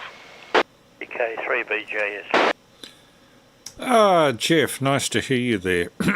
Yeah. Well, the diesel, where Leonie was, very rarely froze, but it got down near zero at the back of Burnie in winter, particularly. I think she was at Somerset on a 200-acre farm. Her father had been a local butcher, and he decided that buying cattle from other people was a bit expensive, and he could, by running his own farm, eliminate the middleman and do his own butchering. And when we broke up, I was briefly worried that if I saw Leonie again, that I might be butchered. It wouldn't get much in the way of chump chops out of me. But yeah, it was. There's a different lifestyle down there. And Leonie got a diesel Gemini principally because her father, being a farmer, had what they called the diesel subsidy. In those days, if you had diesel on a farm, it was subsidised so that you wouldn't be paying so much for tax for running milking machines and stuff like that. And with the big tanks next to the cowshed, Leonie was able to fill up the car as well and use that fuel just as well as running the farm machinery. From memory, the little diesel Gemini was a fairly gutless car compared to petrol engines. They don't have very much acceleration, but their gearboxes last a lot longer because the diesel, I think, doesn't turn over at the high speed that petrol engines do. From memory, the gearbox was a bit complicated. There were more gears in that than there were in a normal motor, because I think diesels are optimised to run at one particular rotational speed for maximum efficiency. I may be wrong there. Somebody who knows more about internal combustions could say. Perhaps even you, Jeff, VK3VJS. Nice to hear you there, Jeff, VK3AML and group. VK3 VK3AML and group VK3VJS. Yes, I've had quite a bit of experience with diesels.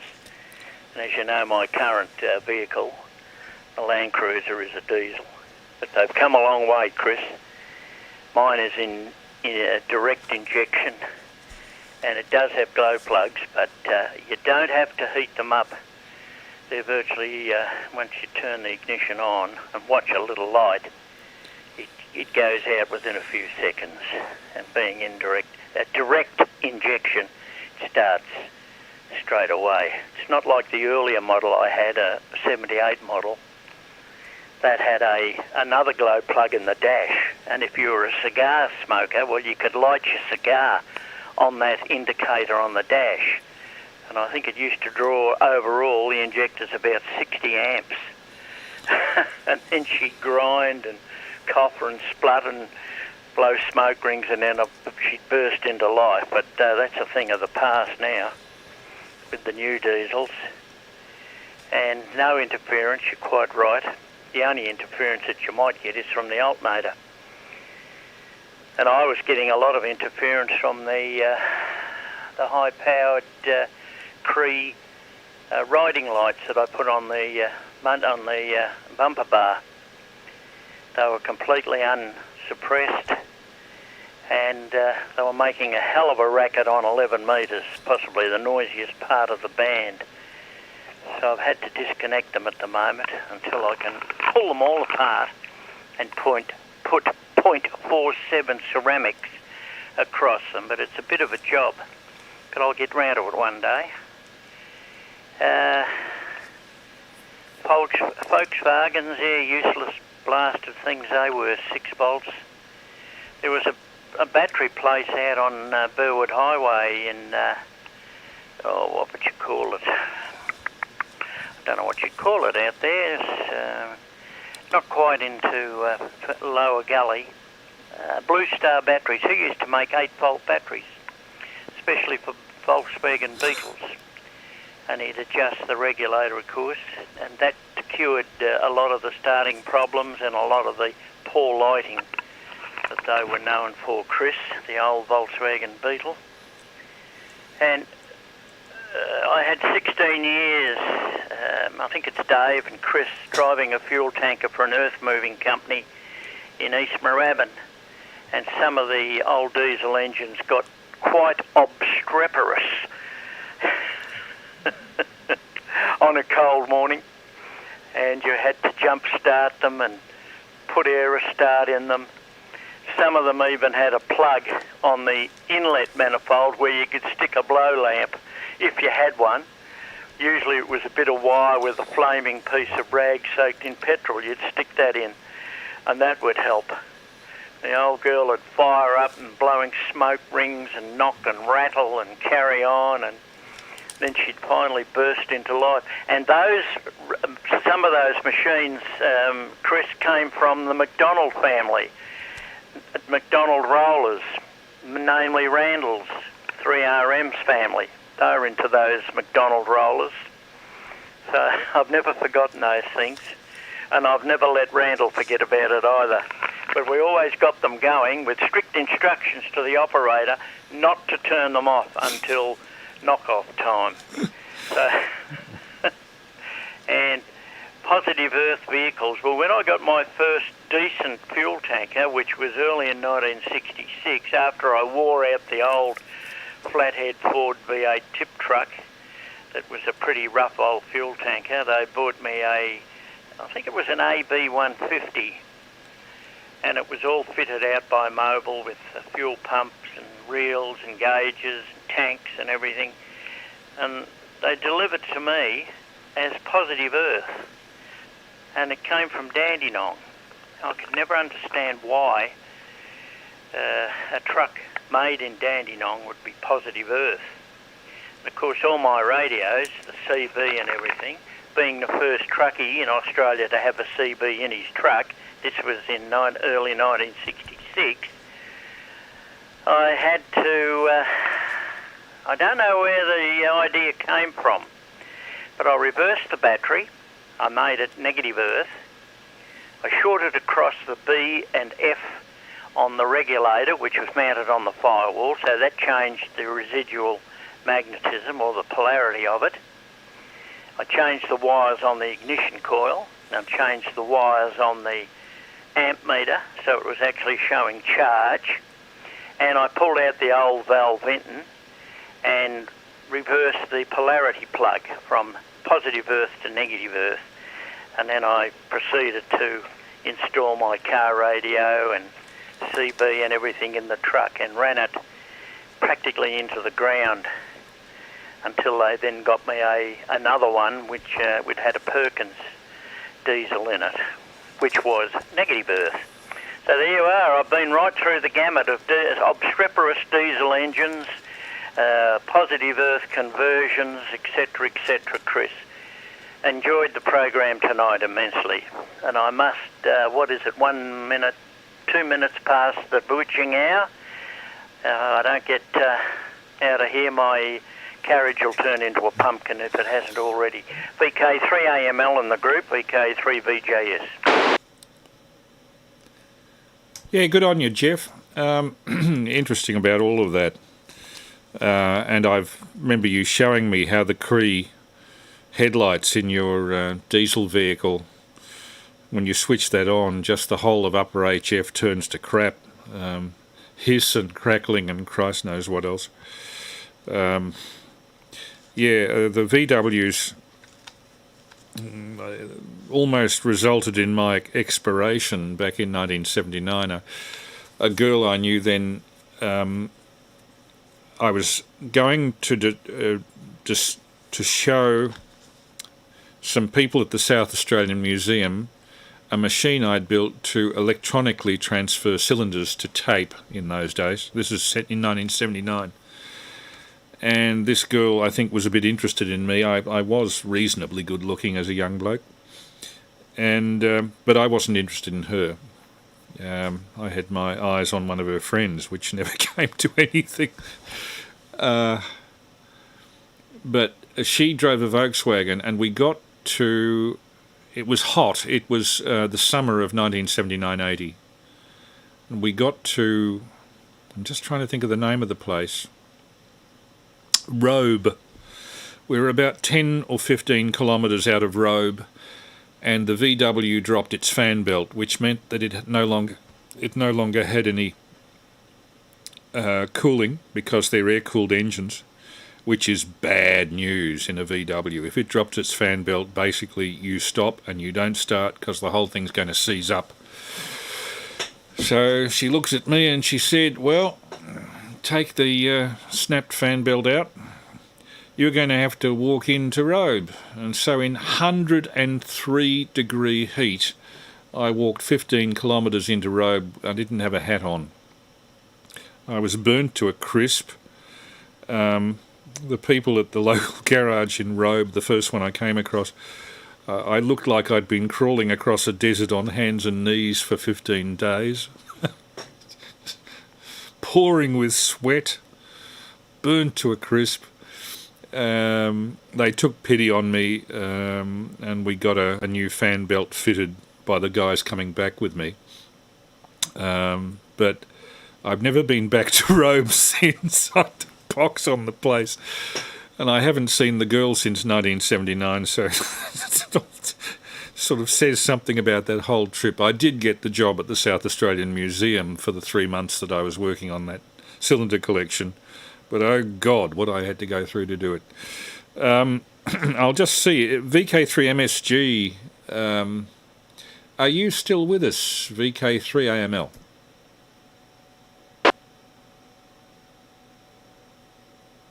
Have we got any other breakers? VK3 Alpha Mike Lima.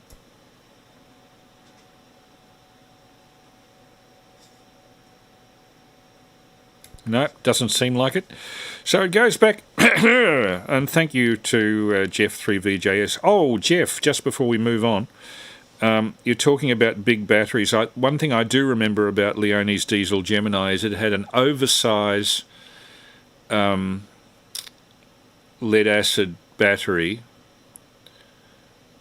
something like 200 amp hours or something. It was big, and that was required to run the glow plugs in her diesel in cold weather. They needed a really hefty battery supply to start them, is what I remember. That's the main cost, I think. The other cost that was involved in running them was adjusting the fuel injector, which, if it went wrong, it cost almost as much as a gearbox. It was expensive. Their running costs, they have hidden running costs, the diesels. VK3ACZ and group VK3AML. Yeah, VK3AML in the group from VK3ACZ. And good evening, Jeff. Good to have you aboard. Great to hear from you. My contribution about diesel engines, well, a couple of things. One is that I really hate it when I'm behind one in city traffic and the cab, my own cab, seems to fill up with diesel exhaust. Quickly have to wind down the windows, but it makes me think, though, that perhaps a petrol engine is a bit more insidious, that my driver's area is also filling up with noxious things like, or awful things like benzene and all that, which is not too good for us. It's just that you're not aware of it because the smell's not there. And with V-Line's bigger locomotives, they had a 800 amp starting fuse on them. We had a huge bank of batteries, and it really went kaplunk when they first kicked over. And I don't know what sort of current exactly they did draw, but the fuse itself was about 7 inches by 5 inches wide and cylinder shaped. Certainly a bit of effort involved to get them kicking over, and I always dreaded the idea of having flat batteries at any given time, because there was no one, only RACV were coming out high. One thing for you, David, while I think of it, and I think I've mentioned this guy to you before, VK8 Kilo Mike Delta, Greg, is a retired flying doctor living in Alice Springs. I've spoken to him a couple of times on 20 metres since you mentioned that you frequent 20. He's had a call sign change now to 8 Mike Delta. So I'm just wondering, if you hear that call sign around, you might want to grab him if you medical professionals feel like sticking together, which you should. He'd have some very interesting stories, so I'm hoping one day to have a bit of a rag chew with him. But anyway, make this one a shorter over than the others. A VK3AML in the group from VK3ACZ. I'll hand it on more or less quickly to Dave. Hello to Charles Slater, who's looking in. Charles, lovely to see you there. John Young, saying that there are winter diesel mixers intended to prevent waxing, and he says he's told it's diesel mixed with jet fuel.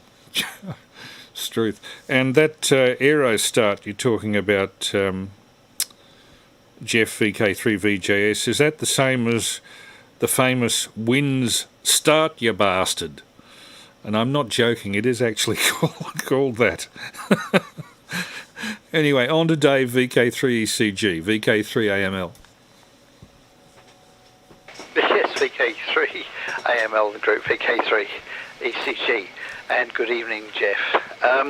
Yes, I've actually got a spray can of that actually in the on the back veranda, which I probably shouldn't keep it there. It's great for starting the lawnmower, I have to say, when it desperately needs a service and won't start. It's been quite useful on the odd occasion.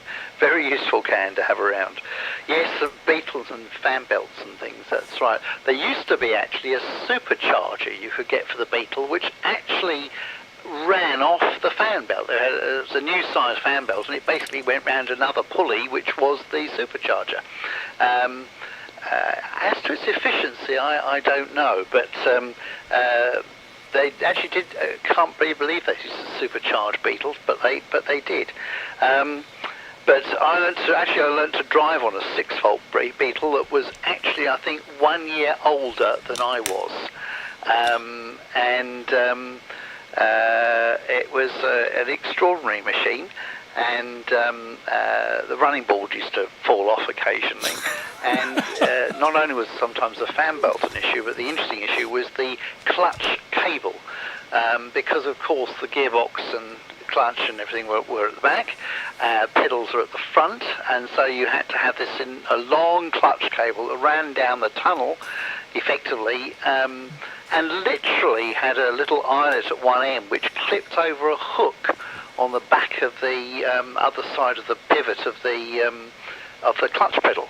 And occasionally they would just pop off. The brazing or whatever it was around that made the loop would just give, and the cable would go away. And of course, at that point, you had no clutch. I always remember this happening to my brother, because it was actually his car that I learned to drive on, and him ringing up my father and saying, "Oh, I can't do anything with the car. It's the clutch is gone," or he didn't know what happened then.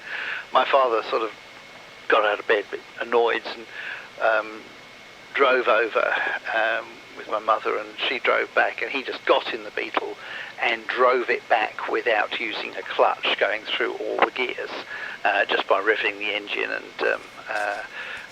he was that sort of driver mechanic, so he could do that sort of thing. Of course, the standard thing with the Beetles and so on, the Felberts, was of course the chance of using stockings or tights as a but whether that would have got you another 15 kilometres or whatever, I don't know. But there we are. I'll pass it back to you, and I probably won't hold it much longer now, but over to you anyway. VK3AML and Group, VK3 Echo Charlie Golf. VK3CG and Group, VK3AML. That's understandable. It's 12:15, or close to it, 12:12 a.m.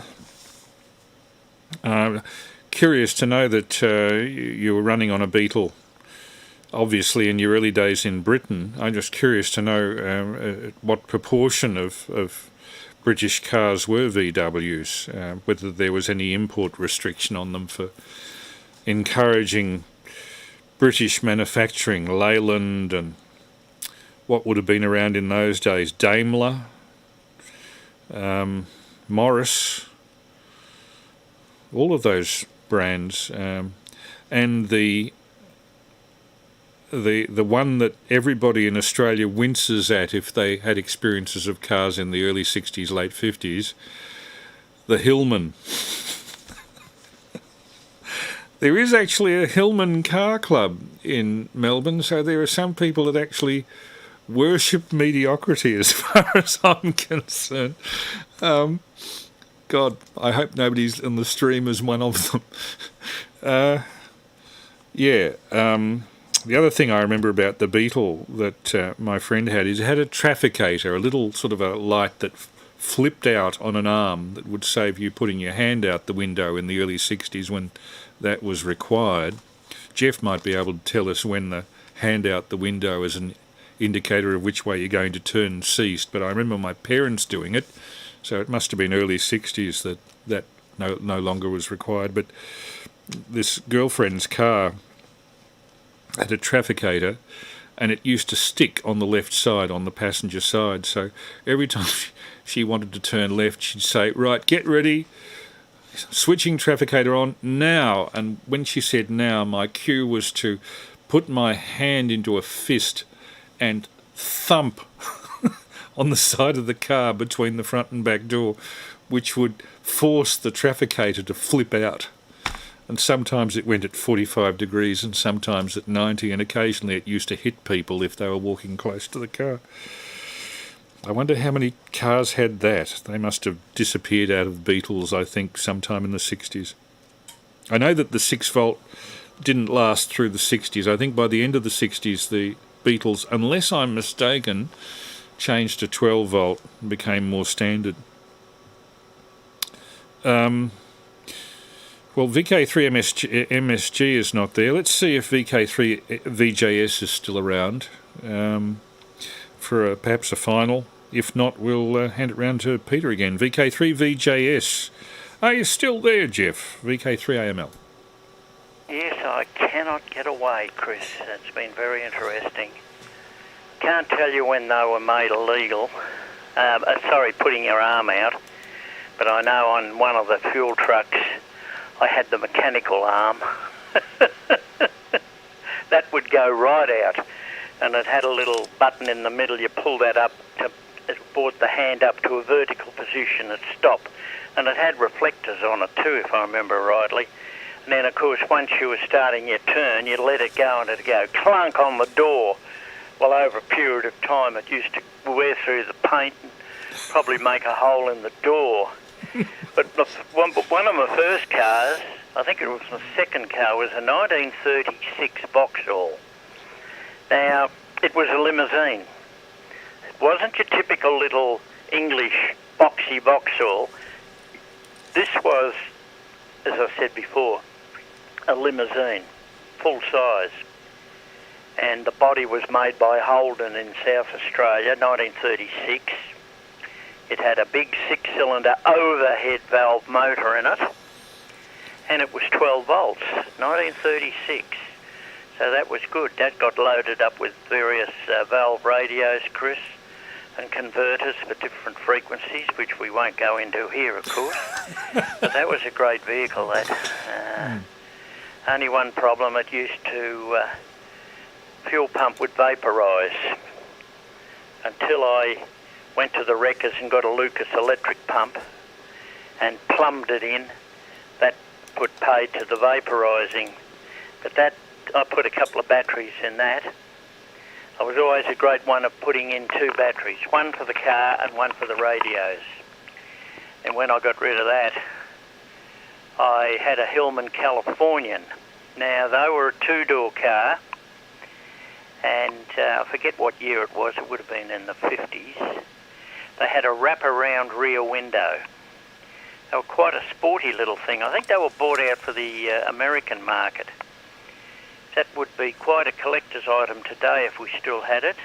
And it was quite a good, reliable car, except the doors used to fly open.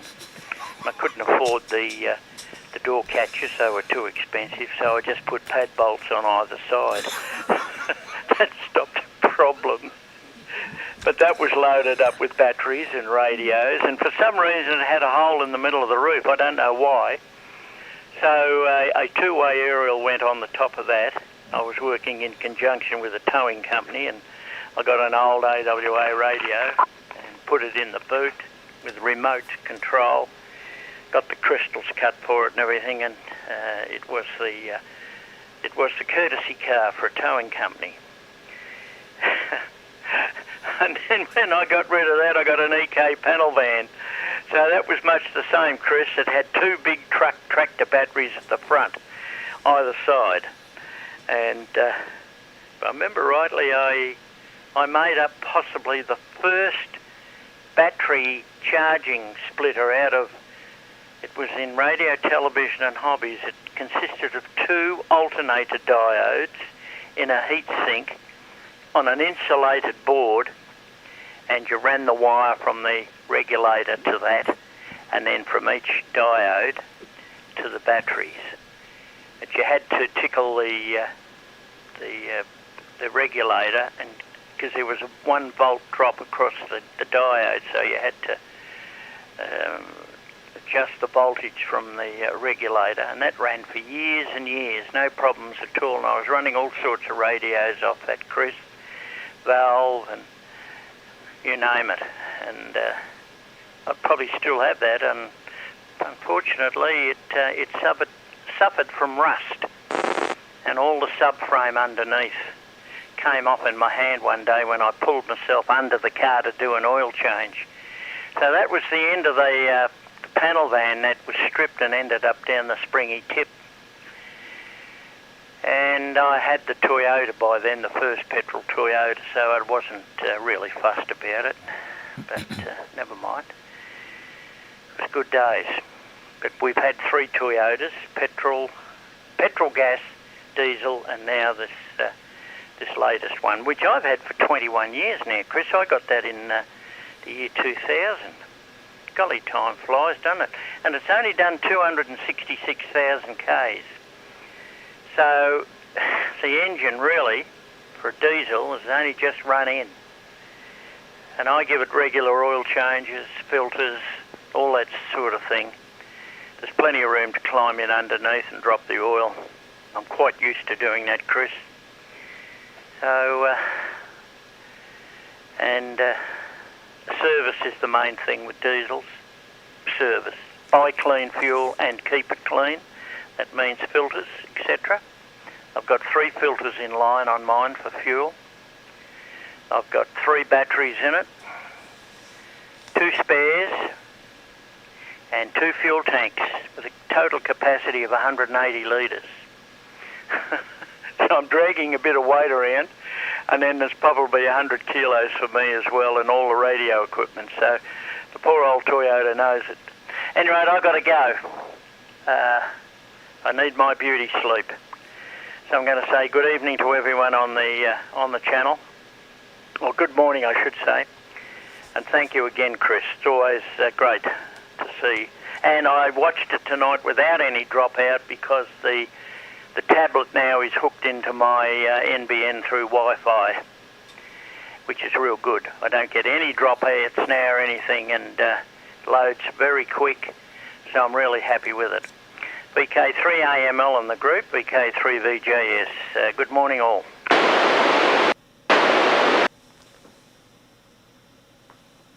Yeah, good morning, Jeff, and thanks very much for coming on and sticking with it as long as you did.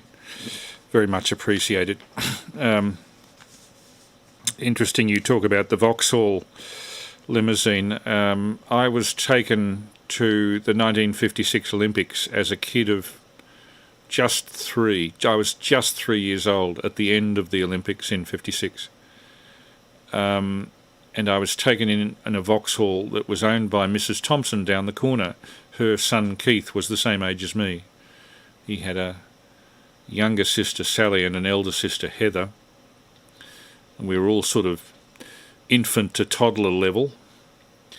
And what I remember of the Vauxhall was that the wheels were not spoked like a sports car, like an MG, but they had like a chromed disc inside the rubber tyre with little circular holes all around in a circle. Pre-war Vauxhall. Of course, in those days, a 1936 Vauxhall was only 20 years old. It's like talking about a car from 2001. We're all getting a bit old. Anyway, I better hand it round to Peter, talking about the electrical noise, just looking at what we've got here. Don't think I have anything to comment on further with you, Peter, except that I was very sincerely thankful for the lift of myself and projection gear to the rooms of the Sherbrooke Radio Club last Monday. Very much appreciated that you were able to take us both directions. I normally don't need a lift there because it's easily accessible to public transport within easy walking distance, but not if you're carrying a video projector, 2 speakers, an amplifier and a screen 8 feet wide. So thank you very much for that. The VK3ACZ and group VK3AML. Yeah, VK3AML in the group from VK3ACZ. Good evening, Jeff. Good morning, Jeff, 7-3. And thanks again for coming up. And no, you're definitely most welcome, Chris. It was a fun evening. All good there. And Chris, you made me laugh when you mentioned the Hillman, although I think I'm sure we're hardly qualified from poking fun at the English with the Hillman when you consider our P76. And I remember the old joke, you know, the doctor said, I've got more bits falling off me than a P76. Hi. And as for the cars with sticking your hands out to indicate, I was raised by my grandmother who had an old FJ, and I can still remember her hand signalling in 1964. She then upgraded to an EH Holden, and well, that was a revelation, wasn't it? Having to remember to turn a lever next to the steering wheel to get the indicators to work. It was something completely from left field for her. I gather, but anyway, so that's that. I don't know if we're closing down now. I'll hang around until the very, very end, but this might be our final. I'll see what you think about that. VK3AML in the group, VK3ACZ. Oh, whatever people are comfortable with. I see that we're just coming up to 2 hours 56 minutes on the live stream, so I've been going for quite a while. I think I'm doing very well with the number of cups of coffee that I've had during the night, to hold off going to the room that is some feet on my left. And I always have to remember with this thing, I'm running a lot of mic gain, and I'm running a audio peak limiter. And one of these days on the live stream, while I'm streaming some pre-recorded stuff and I dash off to have a slash, I'm going to forget and leave the mic at full gain as I push the button. And I'll because it's recorded, I'll probably never live it down. Round to ECG, I suppose, for a final. But thank you all very much for coming on, as usual, and very much appreciated. And I enjoy your company on the weekly basis, all of you, very much. VK3ECG and the group VK3AML. Yeah, VK3AML and the group VK3 Echo Charlie Golf. Yes, fine there. Yes, no, I think I will probably make this my final then. But yes, I'm one of those the only real Hillman in the modern sort of era, and I use the word modern in a sense of 40 years plus. There was the Hillman Imp that I remember, which I'm sure would have been here in Australia as well, which was, and then of course there was the sort of Wolsey, wasn't there, which was sort of the upmarket version, if I remember rightly. But to be honest, I can't remember a great deal about all those sort of cars, but I do remember the flip-up indicators and with the little solenoids, and the solenoids would go all the time. I think the Morris Miners had them, and it's interesting because I know that Morris Miners were brought out to Australia, and then they were assembled actually in a factory off Spencer Street, which in fact is where the Red Cross blood bank is now, at the same building. And it's an extraordinary old building, but with sort of like a modern insert of the modern laboratories and so on, literally in the frame of this old warehouse type building, which apparently is the Morris Miners have brought out in a sort of sort of prefabricated way, and were sort of assembled. I'm not sure what degree of assembly was required, and but it was that building. Fascinating, an interesting one to wander around and sort of see the old versus the new. But there we are. Okay, well I won't hold it. Thanks very much for the chat, everyone, and it's been really good. And all the best, Jeff and Pete, and to you, Chris. I'll have a chance to listen to the actual broadcast a little bit later on, so I'll catch you another time. All the best then. So VK3 Echo Charlie Golf now signing off and clear, and 73s everyone. Cheers. We say morning, VK3GG. Oh, hello, Mr. Egg, VK3GG, VK3AML. And just a message for Charles Slater, who's looking in on the YouTube live. He says, back when I drove around in a second-hand Beetle in New South Wales at least, it was illegal to use those flip-up arms unless you simultaneously gave the then obligatory hand signals. And that was a 6-volt VW. I think the 6-volt VWs were current until at least the mid-60s. I might be wrong. I think they were 6-volt until they got rid of those ridiculous little oval back windows with the division down the middle. I may be wrong there, I'm not quite sure, but it's thinking back to VWs that were driven by primary school teachers that I had, and remembering those sort of things. How have you been, John? VK3GG, VK3AML. Yeah, not too bad. Yes, VK3GG returning. Yes, my mother's Morris Minor, when I was a little kid, had those trafficators, as they were called. And yes, there were teachers in school with the VWs, like you were talking about. They had trafficators. But yes, the other thing about diesels, of course, needing big batteries other than the glow plugs, because I drive a diesel Toyota as well, is of course they run about 20-to-1 compression instead of 9-to-1 like a petrol engine does. So you need a lot more current for the starter motor to turn the motor over to start it, on top of the current for all the glow plugs there. Yeah, I thought there was some reason for the big battery. I just remember looking under the bonnet and thinking, geez, that's a whacking battery. Back to you. Yeah, that's right. My car has 2 batteries, which is handy because I've got all radio equipment on one. Yes, but and although mine's actually, I think what they call an indirect diesel, but still it starts nice and easily. Although on a really cold day you've got to put aero start in. But when you turn the ignition on, the glow plug light comes on, and if it's a cold day it stays on for about 20 seconds or so, and if it's a day of 40 degrees it stays on for about 2 seconds. It's got a sort of a mechanical thing with a little motor timer and a bimetallic strip, I think, that senses how it's going to time things. And yes, it puts out a lot less ference than the Holden Commodore that was petrol did. Although the little buzzy, funny things, the instruments, I think they work on a funny variable mark space thing for the gauges or something. If you put a sievers near that causes ference, but still it's a lot less than the ignition ference from a petrol car. A lot easier to fix too. I would imagine that some well-placed feed-through insulators and or small inductors and or ceramic capacitors of appropriate value would deal with all of that. Hi to Charles Slater on the link, and to John Young, thank you for coming up.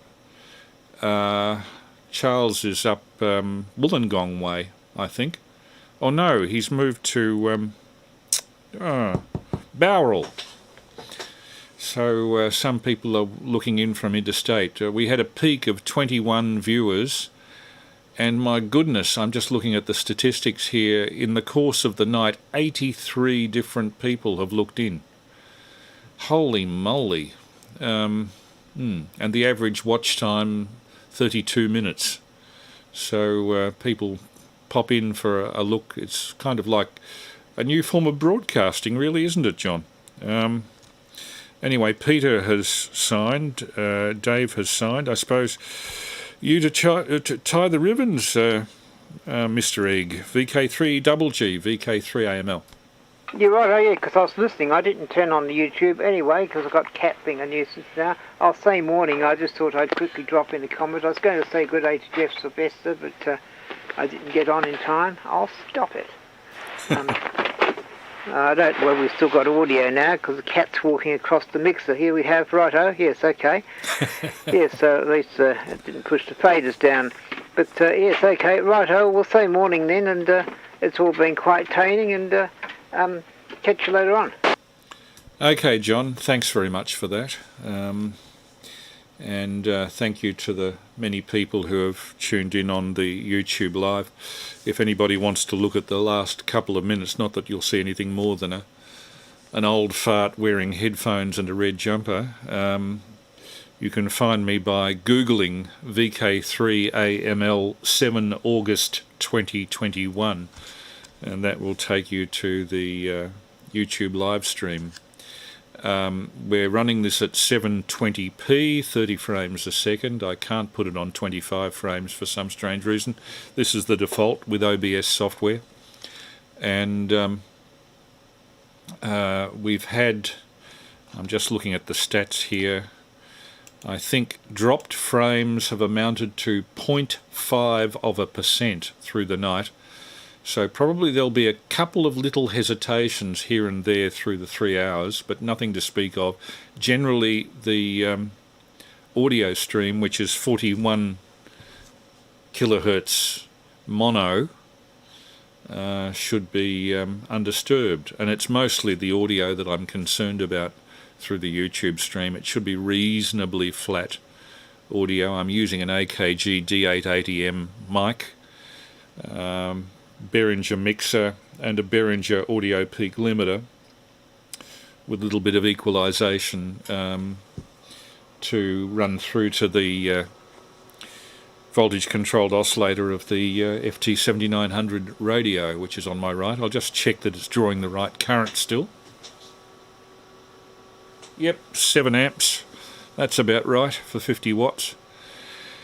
And I've fitted extra fans which people may be able to hear running on the radio to keep it cool as it has to run long periods. for some strange reason, it's a very efficient radio. For 6 amps in, getting 50 watts out is pretty good. Compared to the old FT 2900, which requires about twice that current for the same audio, the same RF power output. So I think these more modern rigs must be using some sort of switch mode, even at 2 meters, to get the efficiency up. Okay, closing announcement. I'll be back on hopefully at 9:30 p.m. next Saturday, and I bet you Bob it'll still be in lockdown then, the way things have gone in New South Wales, with the numbers over 300 and the number here being 29. I can't see the lockdown finishing quickly, which is a pity because I wanted to get out in the field with a tablet computer and this radio to do a bit of transmitting of digital slow scan from portable locations. And the first location I will try will definitely be One Tree Hill in the Dandenong Ranges, which by the time I get out from under the lockdown should have had a lot of its infrastructure rebuilt from the dreadful storm they had some months ago. So, with best wishes to everybody on the live stream, thank you for all coming up. And to those listening on the radio, thank you for being there. This is VK3AML with the regular Saturday night bilge. Now closing down. All the best, people. Yes, well, I sometimes walk to One Tree Hill from here, but yes, it's all very entertaining. Something else I was going to quickly say. I had the lockdown. I heard on a news bulletin earlier on this evening that because of the 29 cases here and the fact they don't know where they came from and this and that, the other, our lockdown will definitely go way past Thursday. Not surprised, John. Not surprised. I mean, it's inconvenient, but I can understand. I mean, a lot of people talk about Dictator Dan, but I think the thing is that medical epidemiologists are in control, and that's probably the way it should be. I wouldn't ever want this state to go the way Sydney has. That would be frightening, and we'd be in a major lockdown of the multiple month type, I think. So cross fingers that it all comes to an end not too long. When the better weather comes on, I think the chances of people becoming infected, just as they do with flu, will be better. So let's hope for more sun, more warmth before too much longer. It's been pretty cold tonight. That's why you've got a bit of fan noise in the background. One of the problems I have here is running a good low noise mic preamp and some compression, is that I have to be careful of fan noise in the shack. And there's a fan in the computer on my left, there's a fan in the computer on my right, there's 2 fans on my radio, there's one on the power supply. Keeping it all quiet's a real problem. And I better go and get some cough medicine. I'm still recovering from a bit of the cold. VK3AML now closing down on 147.475. Cheers, John, and cheers to the people on the stream. Right, morning. And thank you to the people on the stream now that I've closed down on the radio. Paul 3HN. Terry Sims, hi. I hope it's all going well. By the way, with 0.6% of frames dropped is next to nothing. So 720p is probably the way to go. I was hoping to raise it to 1080p, but that would be pushing the bandwidth, I think, really. And a lot of people are on at the moment, it being a lockdown. So there's a lot of internet congestion. Thank you, people. Hope to see you next week. This has been very successful this week, much more successful than last.